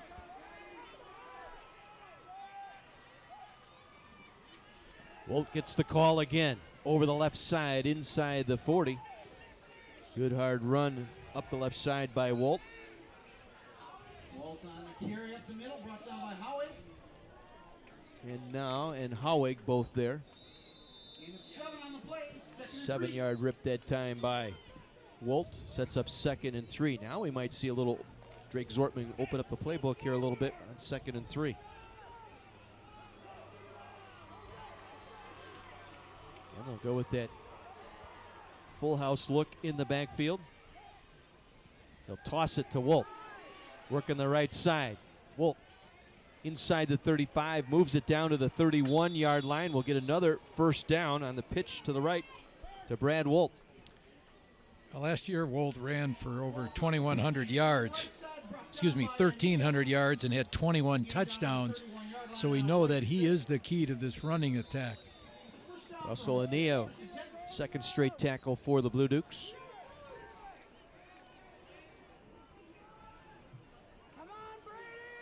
Same look on first down from the 31.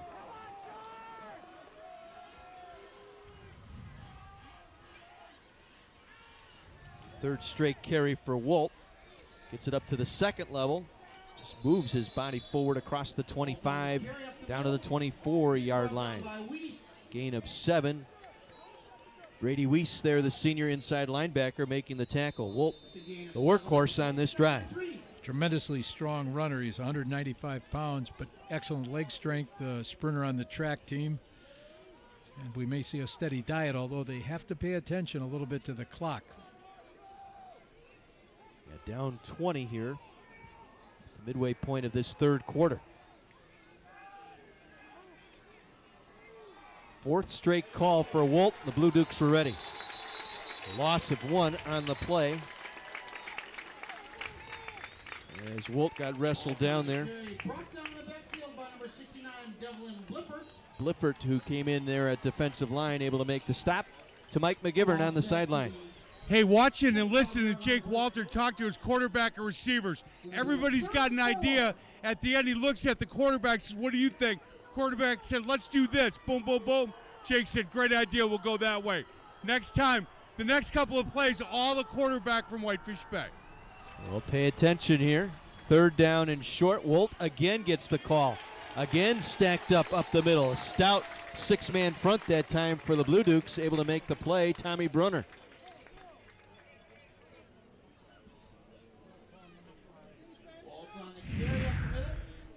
And another fourth down facing the Highlanders, this time at the Blue Duke 24-yard line. Let's see what offensive coordinator Drake Zortman draws up here on 4th and we'll call it 3.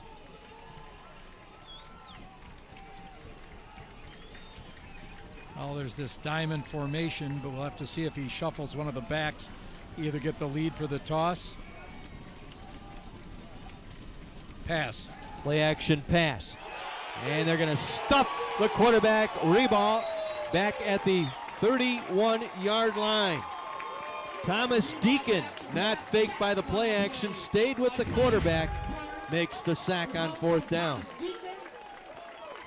That'll lead us into our commercial break. 4:02 to go here in the third. Blue Dukes up 20 on the Homestead Highlanders.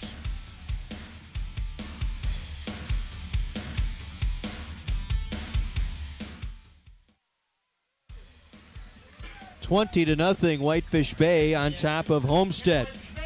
Well, for all the info on the green and gold, including special guests, players, and more, watch Locker Room. That's Tuesday nights at 6:30 on My Place for Sports, My 24. Garcia, a little hitch and go, coming back to the near side. Catch is made. Maurice David Lee, the third, there to make the catch. Ali Rahman, who's been busy tonight on that corner here on the near side. Right, Lee hasn't been a factor in the 4 previous games for Whitefish Bay, and tonight they're getting a chance to work him into the lineup, and he has been a target for a number of Cade Garcia's passes. Well, as Mike pointed out before the break, Cade Garcia, with his ideas of offense here, he's going to keep it. He's going to be wrapped up for a loss back at the 34-yard line. Another blitz package. They curled the linebacker around behind the defensive lineman. Jake Raditz in on the stop. Let's head down to John. Where are you, John? That's not a bad thing. All right. Hey, guys, there's something to a magical night here. They've shown they've got a little bit of rhythm in the crowd here, and Peyton joins me along with about 500 of her best friends. What are you guys doing to keep the energy up, because you've been up big all night? Well, we like to get all of our cheers going in the crowd, and then we have confetti, and we pop it when we get a good score on the field or something good happens. So. All right, you're not exactly shy, so can you start the Jose chant that you got to go? Here we go. Jose cheer. Can you give me a J? J! Can you give me an O? O!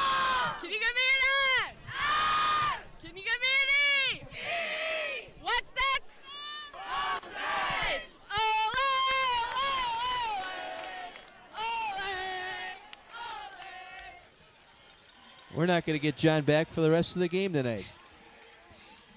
He fits right in with that crowd over there. Oh, yes. Saw the pass play from Garcia looking for Lee once again.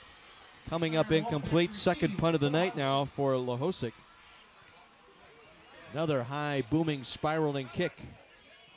Take the returner, Schneider. Going to circle all the way back. Penalty marker down as he cuts it back up the right side. Has the wall formed. And gets out of bounds at the 43-yard line. But there is a flag back inside the 30-yard line. Drew Garcia able to run down Jared Schneider. As we take another look, we'll probably see the penalty right here. It's going to go on Wolt for a block in the back. And that's a tough one because the guy coming down to cover the kick turned his back to Wolt.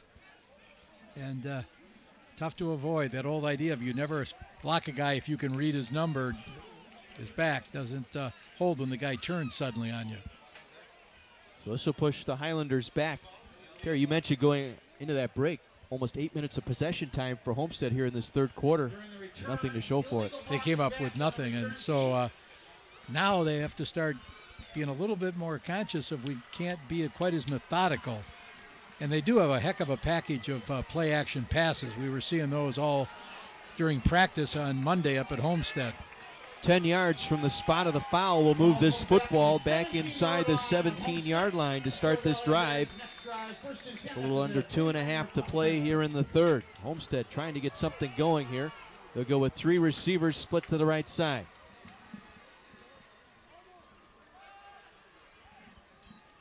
Rebo with time. Pass is deflected at the line of scrimmage and still nearly got to the receiver Howie Neubauer, the flanker, the junior.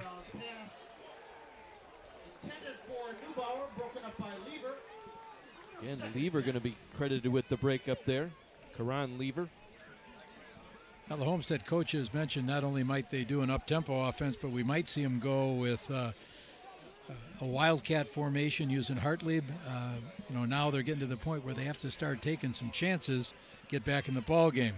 Stay tuned. At the end of the game tonight, we'll highlight our player of the game, brought to you by the United States Army, Army Strong. Ball was batted down at the line of scrimmage, so 2nd and 10 here. Rebo throws one out there, looking for Hartlieb, makes the catch. Matt Hartlieb. Nope, they're going to rule it incomplete, lost it on the way down. Hartlieb got up the ladder to make the play, but couldn't contain the football, and Nia was out there in coverage for the Blue Dukes.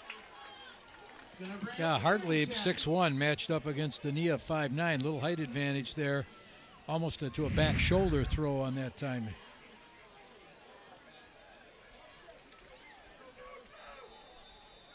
Couldn't hold on to it as he hit the turf. And again, credit Ania with getting the hands in there just to force him to jostle it around. So 3rd and 10 for Homestead from their own 17-yard line. And here is the Wildcat with Hartlieb. He's going to run it. Hartlieb up the middle. Hartlieb lost the football back inside the 20. Blue Duke ball. 3rd turnover tonight by Homestead, and Hartlieb just simply lost the football. They'll give Weiss credit for the recovery, but it looked like he was moving the football around, or did it get deflected? Let's see. Just pulled at 76, pulled on his back. You saw Mark Moraski, and he didn't have that ball, the point of that ball tucked away, and out it came. 3 turnovers tonight by the Highlanders. This will set up the Blue Dukes in the red zone at the 18-yard line. There you see Drake Zortman, the offensive coordinator, talking to Hartlieb. Coming back near side with some running room inside the 15, down to the 14. No, again, making his presence felt here. Now, a little slow getting up. Might have a cramping up a little bit. He's been playing both ways. So officials will stop play with 1:49 to go. Now, Whitefish Bay would love to run out the clock in this quarter, get themselves into the 4th quarter. And most importantly, they'd love to get a score. A look here on Na's run. Right there, you could see that left leg kind of cramp up on him. Well, stay tuned. Following the game, we'll highlight our play of the game, brought to you by Goodwill and the Power of Work. Our fine folks at Goodwill have that in our post game tonight.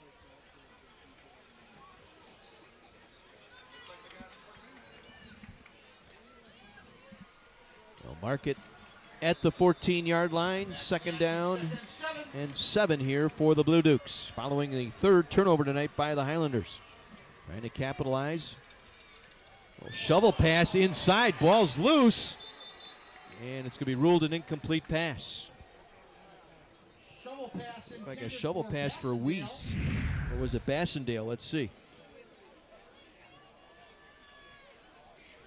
Looked like it was intended for Weiss that time, coming around out of the slot from the near side. Lucky that was ruled incomplete. Almost a fumble there. Jake Raditz was right on top of that play. He's had a fine ball game defensively tonight for the Highlanders. 52 Raditz. Well, 3rd and 7 now for the Blue Dukes. From the 14, Garcia.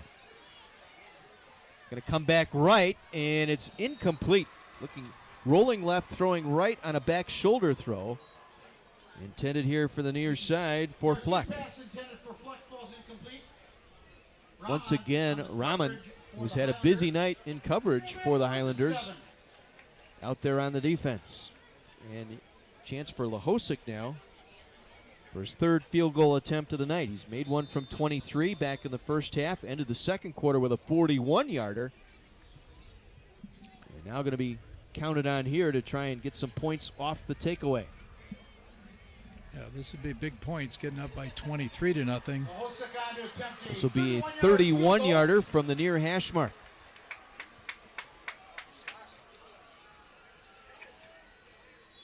Oh, and there was flag from the back judge. We may have a delay of game here against the Blue Dukes. Delay of game penalty against the offense, and we'll wait back 5 yards. So this will make it a 36-yard field goal. They're testing Lehosick here. Well, we know he has the leg for it. Now you just have to not make that mistake of over-kicking the ball, pulling it. Slight breeze from right to left. Movement up front. He'll get it away, and it is good. 3 field goals on the night for Lehosick. Makes it a 23-0 lead for Whitefish Bay. Impressed by the young man. Lehosick, a senior. 23, 41, and 36 on his yardage tonight. Now, not only do you have to score 3 touchdowns, you have to think about, you have to go for a couple 2-point conversions. 1:24 left in this third. And they have capitalized on 2 of the 3 turnovers tonight. Yeah, some interesting watershed moments to pick from this evening. We will have that for you in our post game tonight.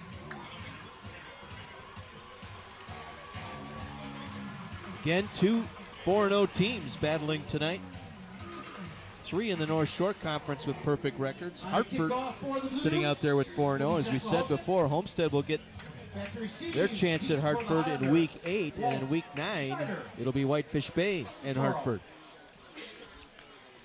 Yeah, you don't want to look past the other teams in the conference, but we certainly know where the strength lies in terms of these 2 squads as well as Hartford. So the fumble recovery leads to the 36-yard field goal by Lehosick. Now Homestead, that mountain getting a little steeper here. They'll kick it away. And they're going to let him run it out. Looked like he had a foot back in the end zone. Jared Schneider has the wall set up near side. Schneider steps out of a tackle, now cuts it back. Going to cut the other way, but lost his footing and will be brought down at the 46-yard line. A 46-yard return for Jared Schneider. looked like on that kickoff, his momentum, he started out of the end zone. That should be ruled a touchback. Yeah, couldn't quite see. Obviously, it gives good field position to the Highlanders, but now they have to capitalize quickly. They return from the goal line up to Let's the take a look at it. 46-yard line of Homestead. They're first and 10. Where he spun out of that first wave of special teamers for the Blue Dukes. Right here, the turf monster got him right there. From their own 46, first and 10, Homestead. Rebo now on the scramble. He brought down from behind. Mark Moraski forced that fumble on that last possession, able to step up and make the tackle here for a gain of a yard. 2nd and 9 for the Highlanders. They've got Brady Bartz in the backfield now. He's usually a blocking back, but they were running another number of pass plays for him. This time they'll go to Wolt, who was lined up at a slot receiver on the right side. Cuts across at the 40-yard line of the Blue Dukes. Gain of 12 and a Gruber Law Office's first down for Homestead. Patrick Naw able to make the tackle. Strong throw that time by Jack Rebow, hitting Wolt as he made his cut to the outside.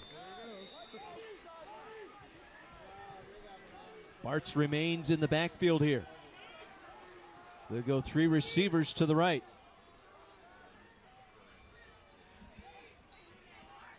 This time they'll try and throw it to the slot man, Wolt again. Dives forward inside the 35-yard line as clock running here, latter seconds of this third quarter. Naw again and Fleck both there. 6 on the play, 2nd and 4. One more look.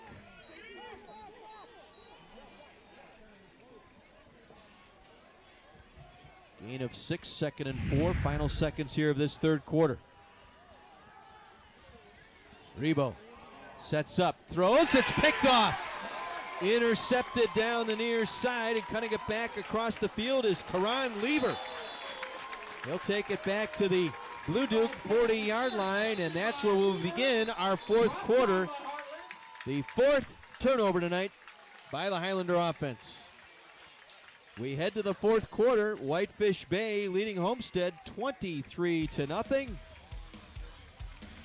We'll be back with the 4th after this.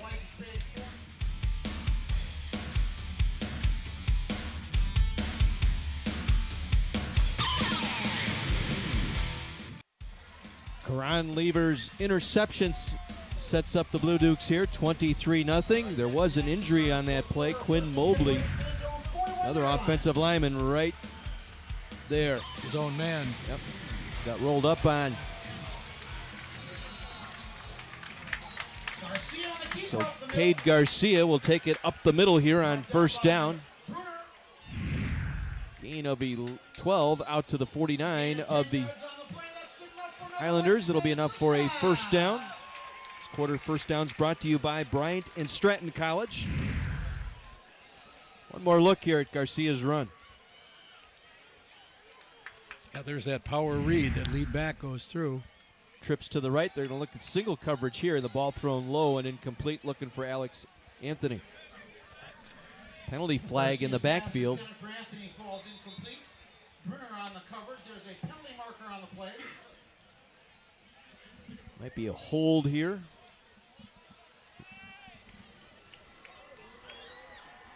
So I'll move them back. Negates the penalty is for holding against the offense. It's a 10-yard spot foul. So 10 yards from the infraction.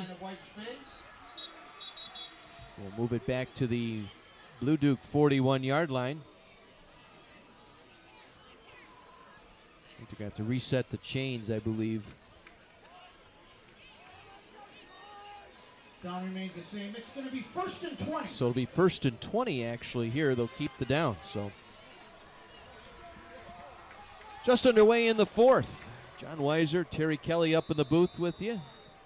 Mike McGivern and Kara down on the sideline tonight. Garcia toss over the middle, man wide open, makes the catch and ripped down at the 50-yard line. Once again, it's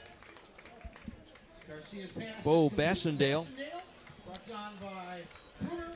Bruner able to make the stop. The outside linebacker here on the near side. Anticipating that blitz, they were able to hit the hot receiver, just dump that over, get half that penalty yardage back, or now it's a 2nd and 10.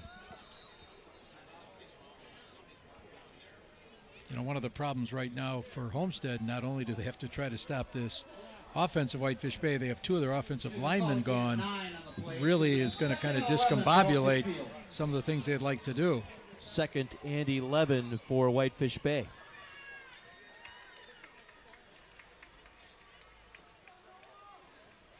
Garcia will keep. Out of bounds near sideline, took our cameraman down. Let's hope everybody's okay. Around the left side, pushed out of bounds by Whedon. Whedon on the stop that time. Emery Whedon, the strong safety. And they're helping to dress our cameraman, and notice he looked right away, where's my camera? Yes. Nice round of applause from the crowd. Just got to the boundary, and 42-yard line of Homestead. game is fast. Here's the look at it. Gonna come right at you. 3rd and 3. Up close and personal.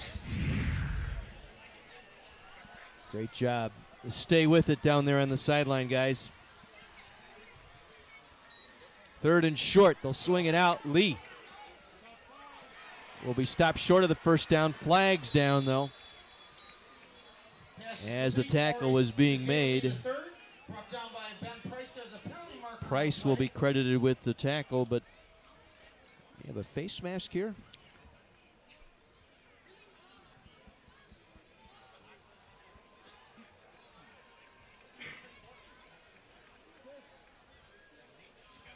Seems to be a little bit of indecision here.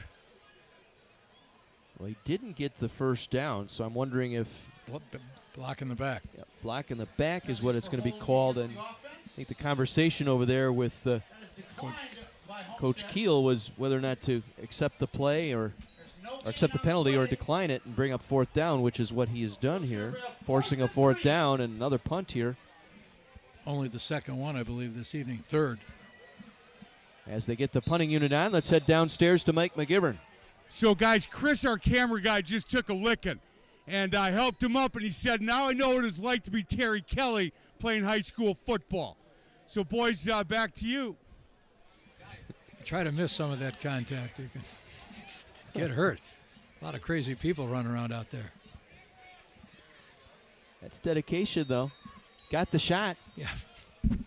Blue Dukes will take a timeout here.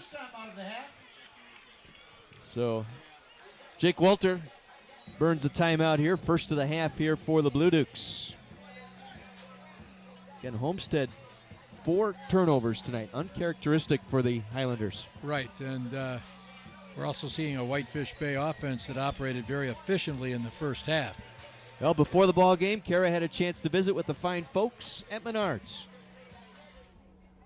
Thank you so much. We stopped by the Menards in Franklin to find out a little bit more about what makes Menards a great company. I've got Greg here who's been with Menards for over 20 years. What makes Menards so unique? Well, we're a family-owned company. We're based out of Wisconsin. We were founded in 1958. In Wisconsin, we got 43 stores and 12 right here in the Milwaukee area. We just want to be your hometown hardware store. You know, we look forward to serving everybody in our neighborhoods. And why is it important to support high school sports and Thursday Night Lights? Well, you know, with our strong values that we have, being family-owned, it kind of goes hand in hand with the strong values that high school athletics have.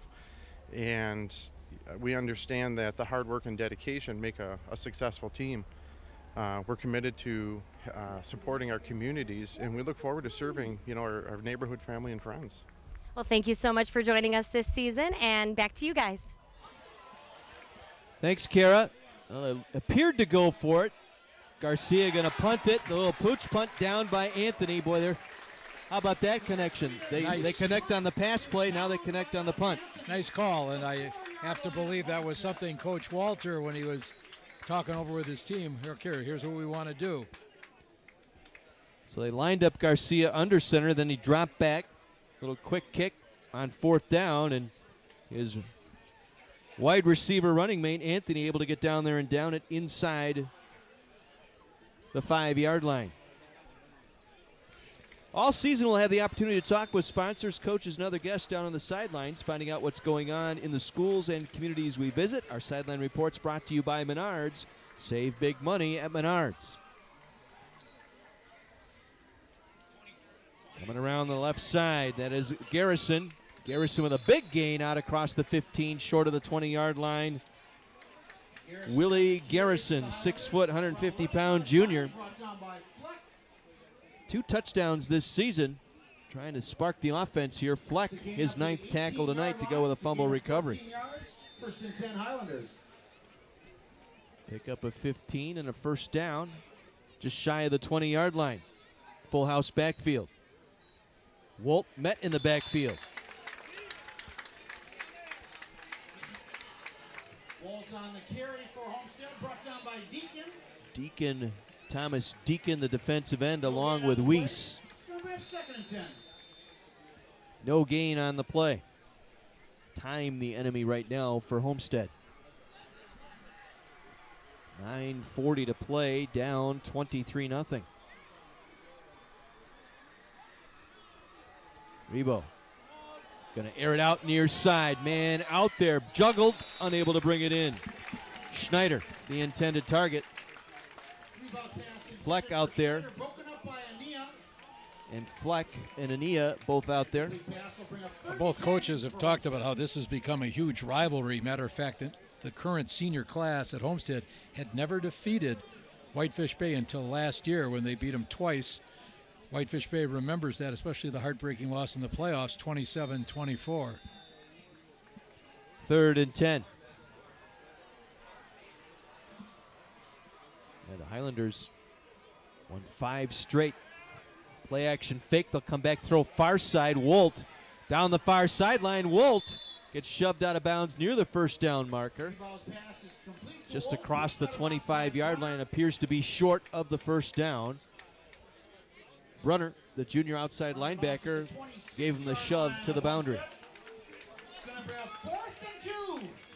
So 4th and 2. Got to roll the dice here if you're Dave Keel, down 23-0. Yeah, Brunner's been a very steady player for Bay. Last year as a sophomore, he was 2nd team all-conference. 4th and 2 from their own 26. Full house backfield behind Reball. He'll give it to Wolt. Big hole for Wolt. Wolt out near midfield, brought down at the 49-yard line. 23-yard pickup on 4th down for Brad Wolt, the senior running back. Ania finally wrestled him down, but it will be a Bryant and Stratton College Athletics first down for Homestead. Have to give some credit to Homestead. They've lost 2 of their offensive linemen, and yet they've been grinding out some yardage.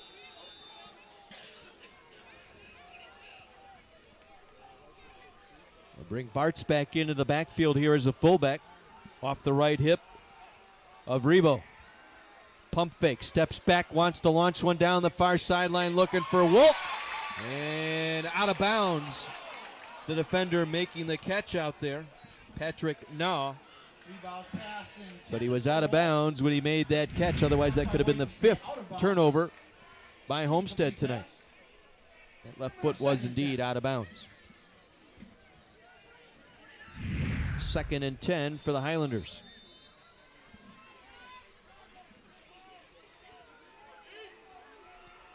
Again, Bart's in the backfield. Rebo under pressure. Rebo able to break free. And get back to the line of scrimmage. Finally chased down by Deacon. Breaks the tackle, Ross, brought down by Deacon. But again, good pressure up front by the Blue Dukes. No gain on the play after all that. It's going to be a 3rd and 10. Just coming clean off that line was Jacob Ross. Started the chase, and then it was Deacon who finished up. 3rd and 10 for Homestead, and Jake Walter wants to take his 2nd timeout here on defense. He was short a player. So timeout taken by the Blue Dukes with 8:19 to go here in the ball game. 23-0 Blue Dukes. Now we're moving towards the 8-minute mark now in the fourth quarter. And Whitefish Bay just seemingly has been in control the entire evening. Well, it helps the defense with 4 takeaways tonight, cashing a couple of those in for points as well along the way. And can't ignore the contribution special teams has made tonight with the 3 field goals by Lahosek, especially that 41-yarder. Right, and we just saw that punt just a few plays ago that Cade Garcia put down on about the 2. All facets of the game, and one of the things we said was key for Homestead, they had to be good with their special teams. Once again, let's find John. He's somewhere in the crowd. John, where are you this time? All right, it's kind of a night I wish I wasn't wearing blue, but it's me. And the crowd is going wild. This is Joe here, who's here despite having a massive head wound. Joe, what is going on tonight? The Whitefish Bay is being so dominant. I just hate Homestead. No, dude, you don't hate. We're getting enough hatred.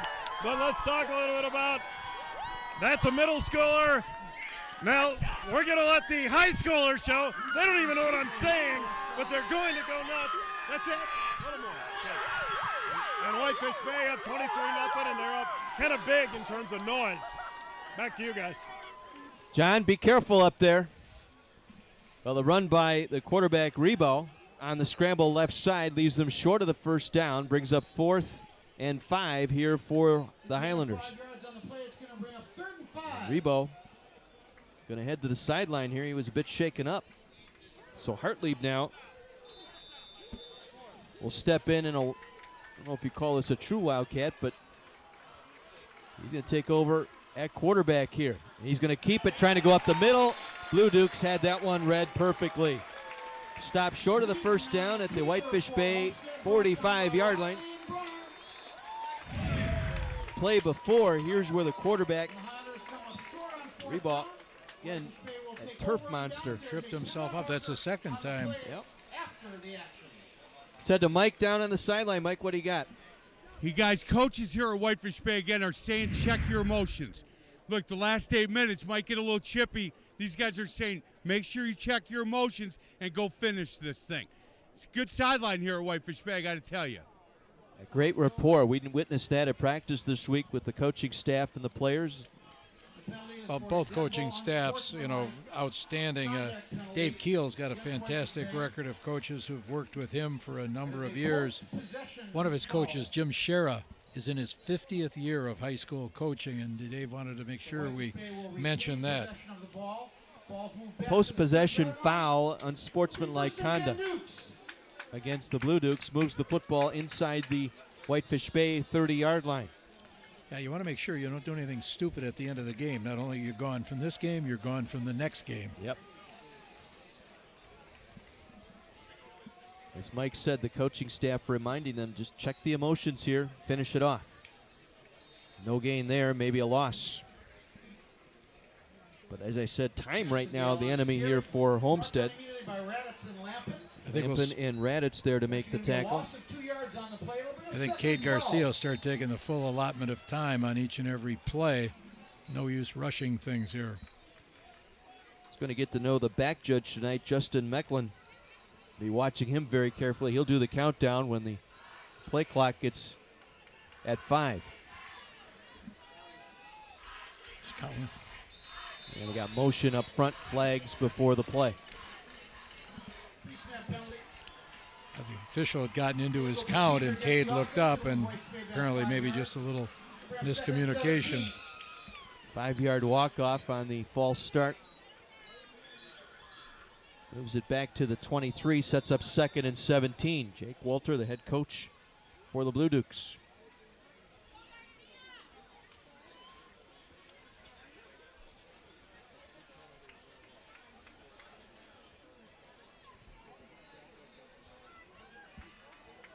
Garcia will get them set at the line. From the 23, 2nd and 17. Hand it off right side. Maybe a yard. Bassendale on the carry for Whitefish. Oh, Bassendale getting some carries here in this second half for the Blue Duke offense. Now, Coach Walter's got to be very pleased with what he's done today, but I would imagine Joe Tejan, the defensive coordinator, has to be extremely pleased with how the Blue Duke defense has come up tonight and made some real critical plays. Well, the strip job on the interception forced that fumble by Fleck. Really stopped Homestead's momentum. It did. And now another timeout taken here by the Blue Dukes. Whitefish Bay has called their third and final timeout of the half. So 6:15 to go. Whitefish Bay out of timeouts. So brought to you by Sweetwater, our watershed moment of the game, as we just mentioned. Highlights a game-changing moment. Reminds us that you can be a game changer in your watershed. Here it is. You just talked about it, John. They get the long completion. And the interception that turned things around for Homestead. They've been having some momentum. And I guess this is our runner-up watershed moment. When it rains, stormwater washes litter, yard waste, chemicals, and other debris into our rivers and lakes. Visit respectourwaters.org to learn what you can do to prevent water pollution. Sweetwater, our watershed moment of the game. Yeah, producer Paul Rudolph pointed out very clearly that the interception led to that field goal. Those two things dovetailed each other and really made a statement at the end of the half. Certainly did. 3rd and 16 from the 25. Garcia coming near sideline, looking for Anthony. Makes the catch. Penalty marker down inside the 40. 35-yard reception. We'll check out the marker. Again, Cade Garcia amazes me where he could put that football. Placed it perfectly.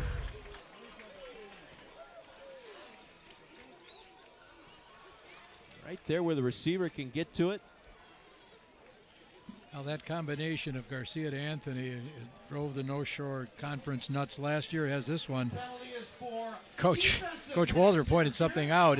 DJ Cupertino, whom he coached at Whitefish Bay, he had considered that his best pass receiver, but he said he's coached him so well, Alex Anthony, that Cupertino has slipped to second place now. Replaced himself. Yes, he did. Pass interference on the defense declined. Whitefish Bay will accept the 35-yard completion. And again, the clock rolling. Back judge counting down. They will hand it off. Bassendale around the right side. Cuts it back up the middle inside the 35. Takes it down to the 31-yard line. An 8-yard pickup for Bassendale. Garrett Wilson there on the stop. 7 tackles tonight for the free safety. Well, we know that these teams met twice last year. That's not going to happen this year because it looks like Whitefish Bay is going to be in D3 for the playoffs. Oh, so that means you just face Catholic Memorial or Green Bay Notre Dame somewhere down the line, right? There are a number of fine D2 and D3 teams in this state. 2nd and 2. Looking for Anthony again. Goes up, makes the catch inside the 15-yard line. Alex Anthony again.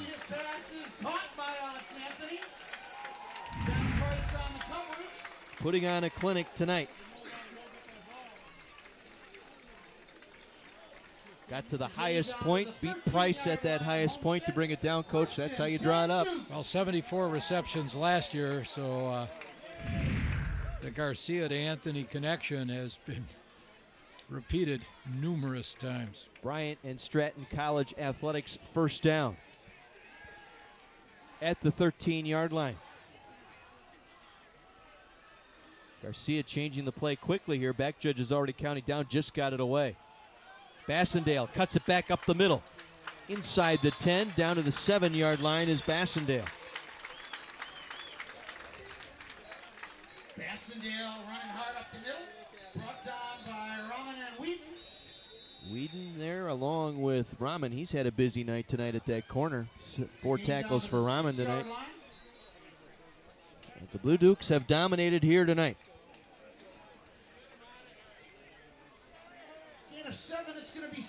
3. Ball at the 6-yard line on 2nd and 3 here for the Blue Dukes. Met in the backfield, got back to the line of scrimmage.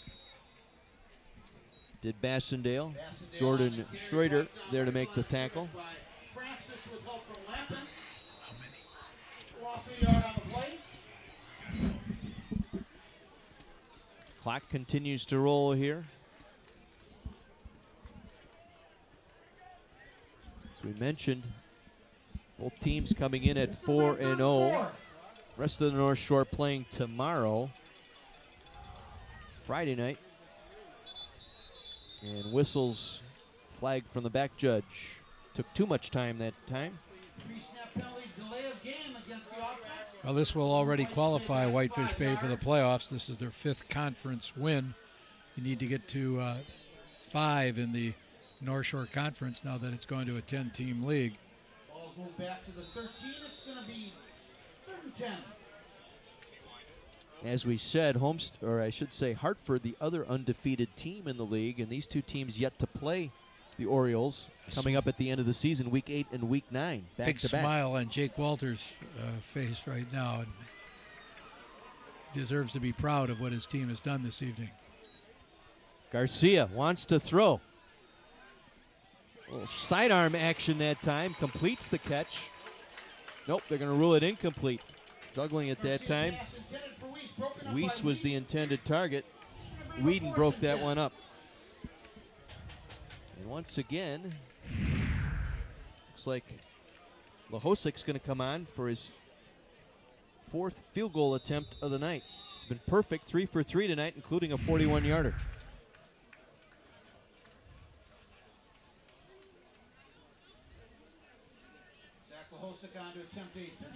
This will be a 30-yard field goal, middle of the field, minimal breeze.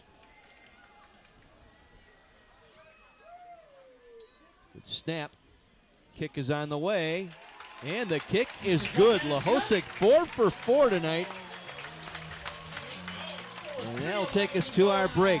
3:11 to go. 26-0 Whitefish Bay. U.S. Cellular Thursday Night Lights presented by Northwest Surgery Center on My 24.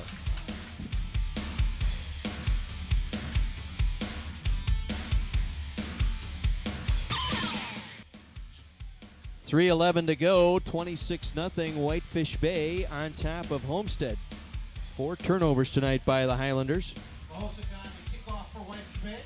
4 field goals on the night for Lahosic. Well, it's a show featuring 2 adults, 1 kid, and no grown-ups. Don't miss 2.5 Men, weeknights at 5 and 5:30, only on Milwaukee's My 24.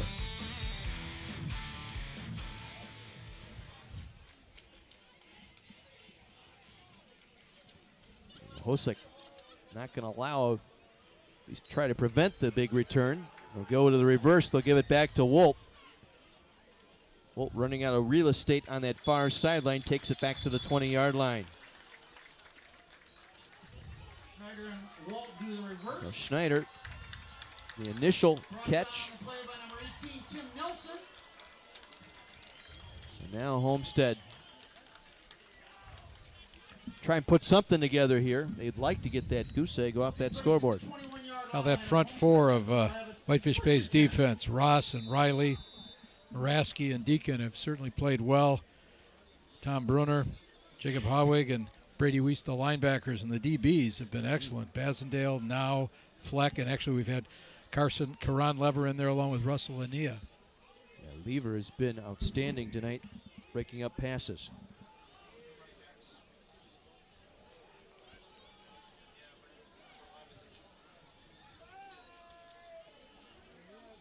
So this will be a new quarterback in there now. Ian Sheehy, 5'11" sophomore, running the offense. DeToro, the intended receiver. Again, this is how impressive this is tonight by Whitefish Bay. Homestead coming in averaging 44 points per game, and they've been blanked here with 3 minutes left. And they've played some common opponents, and Homestead had actually rolled up a few more points than Bay, but tonight Bay certainly came out ready to kind of avenge last year's two losses. And I know Coach Keel is going to say, hey, we turned it over 4 times. That didn't give us a chance at all. You can't do that, losing the turnover battle. Not much there for Wolt. As that defense rising to the occasion here late once again for Whitefish Bay. Up the middle for Homestead, brought down by Riley and Deacon. So the Blue Dukes will get to 5-0, playoff eligible with the win tonight. Stay atop the North Shore Conference pending the outcome of Hartford's game tomorrow. Going to bring up 2nd and 15. As we said, the Orioles loom for both teams here, week 8 against Homestead and week 9 against Whitefish Bay. Sheehy's pass, a wobbly one, going to be picked off here on the near side. Russell Ania down the near sideline and will be pulled down inside the 25. Turnovers tonight by the Highlander offense.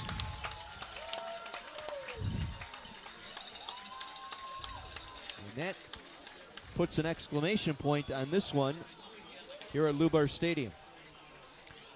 No, it's been a dominant performance by the Blue Dukes. Like she might have been hit as he delivered that football. That's why it came up short. Blue Dukes putting 5 deep.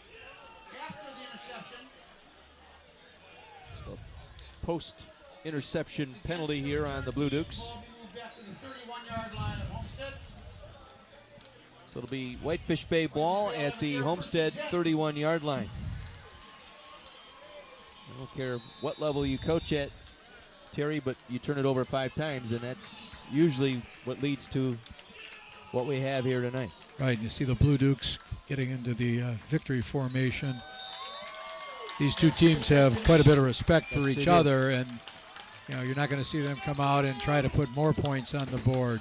Terry, you mentioned that these players up here between Homestead and on the North Shore, they've been playing in some of these youth leagues together for all these years and different teams, so they know each other very well, and they have a common respect. We saw that right away talking to both coaches this week. And Homestead lost its natural rival, Germantown, just down Mequon Road, and so naturally the one that's just south of them, Whitefish Bay, they've replaced them, and these guys know each other, they see each other.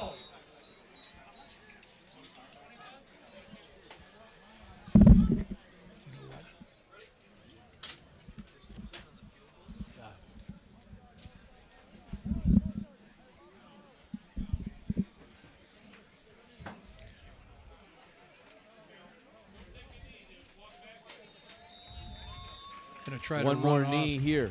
Garcia takes a knee. Back at the 35-yard line. Under a minute to go. 5-0 for the Blue Dukes in the reconfigured North Shore. Well, Jake Walter.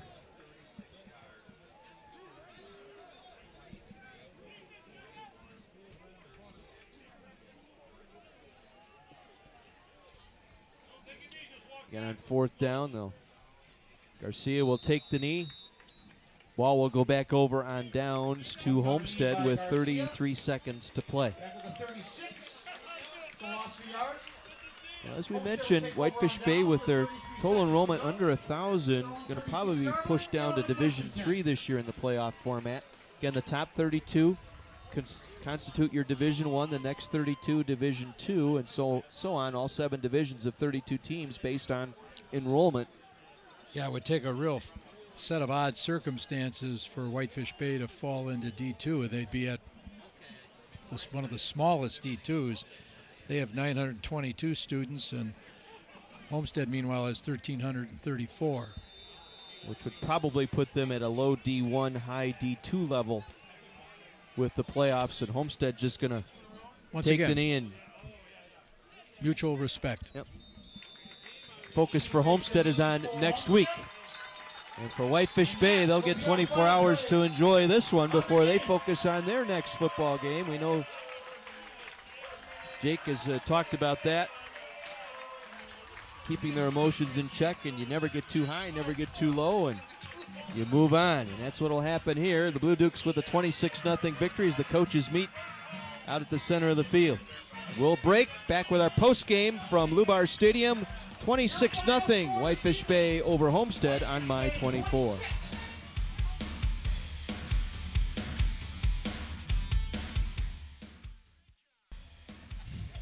26-0, a shutout tonight pitched by the Whitefish Bay Blue Dukes. The Homestead Highlanders come in averaging 40 points a game, almost 44 points a game, but 5 turnovers tonight by the Highlander offense. Blue Dukes going away 26-0. A very difficult decision tonight to try and put together our player of the game. But, you know, when you get a field goal kicker at the high school level that drills 4 field goals, I think that's what we need to do. Let's head down to Mike.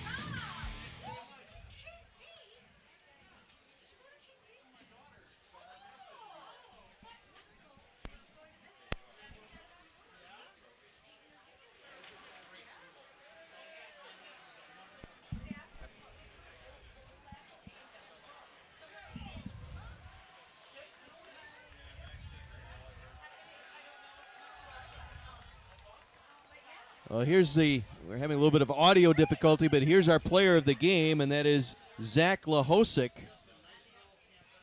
That was the 41-yarder at the end of the second quarter that he drilled.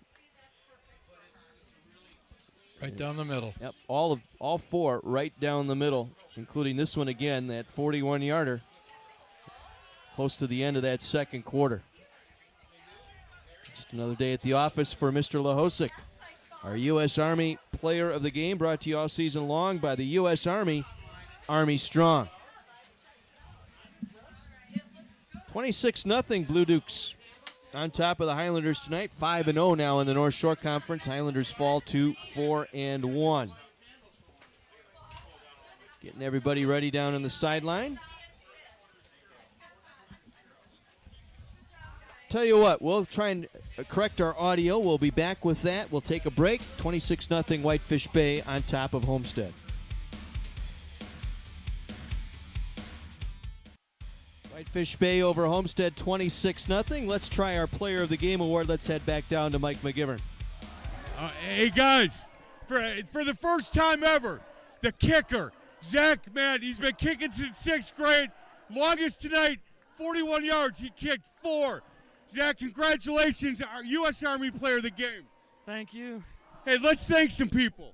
I just really want to thank my snapper, my holder, and just my whole blockers, because without them, I couldn't have done anything. Hey, all these other guys are leaving you. What about the 2 guys next to you? These are your boys right there. Yep. Hey, Sergeant Long, you got something to say to Zach? Zach, congratulations on a game well played. I'd like to recognize you as the Player of the Game. U.S. Army Player of the Game. Boys, back to you. Mike, thank you. Let's head down to our play of the game, brought to you by Goodwill and the Power of Work. That was all the way back on the first drive, first quarter tonight, Terry. Right, and you know, once again, we see Cade Garcia put that ball right in the corner of the end zone. Anthony able to go up and make that beautiful catch in front of Price. His longtime buddy, Alex Anthony. Tonight's play of the game brought to you by Goodwill and the Power of Work. The touchdown, Cade Garcia to Alex Anthony. That got things rolling for the Blue Dukes. They never trailed in this one. 26-0 your final tonight here in Whitefish Bay. Let's head down for our trophy presentation, brought to you by Rudig Trophies. When you think trophies, think Rudig Trophies. Once again, here's Mike. So I asked Jake Walter, who do you want to hold this trophy? He said, you kidding me? The whole team. Let's go to Cade. Cade's got his receiver. Guys, I got to tell you, this is a good win for you boys. I don't know the last time Homestead's been shut out. I have no idea. Offensively, defensively, well done. Thank you, sir. Yeah, our defense played amazing. Obviously, that carries through that game. Our offense put up a few points, got the W, obviously. Yeah. Hey, Jake, come on over real quick. Hey, you know what? We've been talking about this for a while, and you guys, your kids, you got to be so proud of these kids. That's a good football team you just beat. That ain't a good football team. That's a great football team. Yeah. Our kids are amazing. Ever since that last level 3 game, this is the night they've been waiting for. Everything they've done off season just got shown tonight, and they dominated. You know, hey, real quick, I'm on a lot of sidelines, basketball and football sidelines. What I noticed tonight, Coach, is this group of guys, they really get along. They like playing. They're cheering for each other. They're high-fiving. It was really impressive, this group of kids. It's amazing. This is a family. They say it all the time. It's been a work in progress, but these guys have loved each other since 5th grade. Great families here, all up and down. These kids are amazing. I can't speak volumes about these kids. Hey, It's that's unbelievable. Jake Walter right there, boys. Congratulations. Back to you, fellas. Well done. Thanks, Mike. Next week, game features a Southeast Conference matchup as Franklin heads to Kenosha to take on Bradford. Visit us again next Thursday starting at 6:30 with our Window Depot of Milwaukee pregame show followed by kickoff at 7. And don't forget, tonight's game will be rebroadcast Sunday night at 7 right here on My 24. For Terry Kelly, Mike McGivern, Kara, and for our spotter, Brian Kelly, and our statistician, Mr. Tom Sweddle, John Weiser saying good night from Whitefish Bay High School.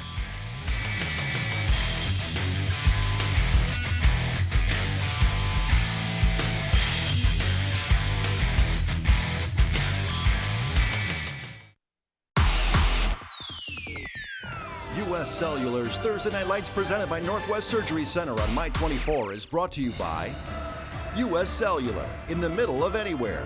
Northwest Surgery Center, Orthopedic Associates of Wisconsin, Menards, and by the Big 920. Additional support has been provided by the U.S. Army, Goodwill, Salvation Army, Sweetwater, Gruber Law Offices, and Bryant and Stratton College Athletics.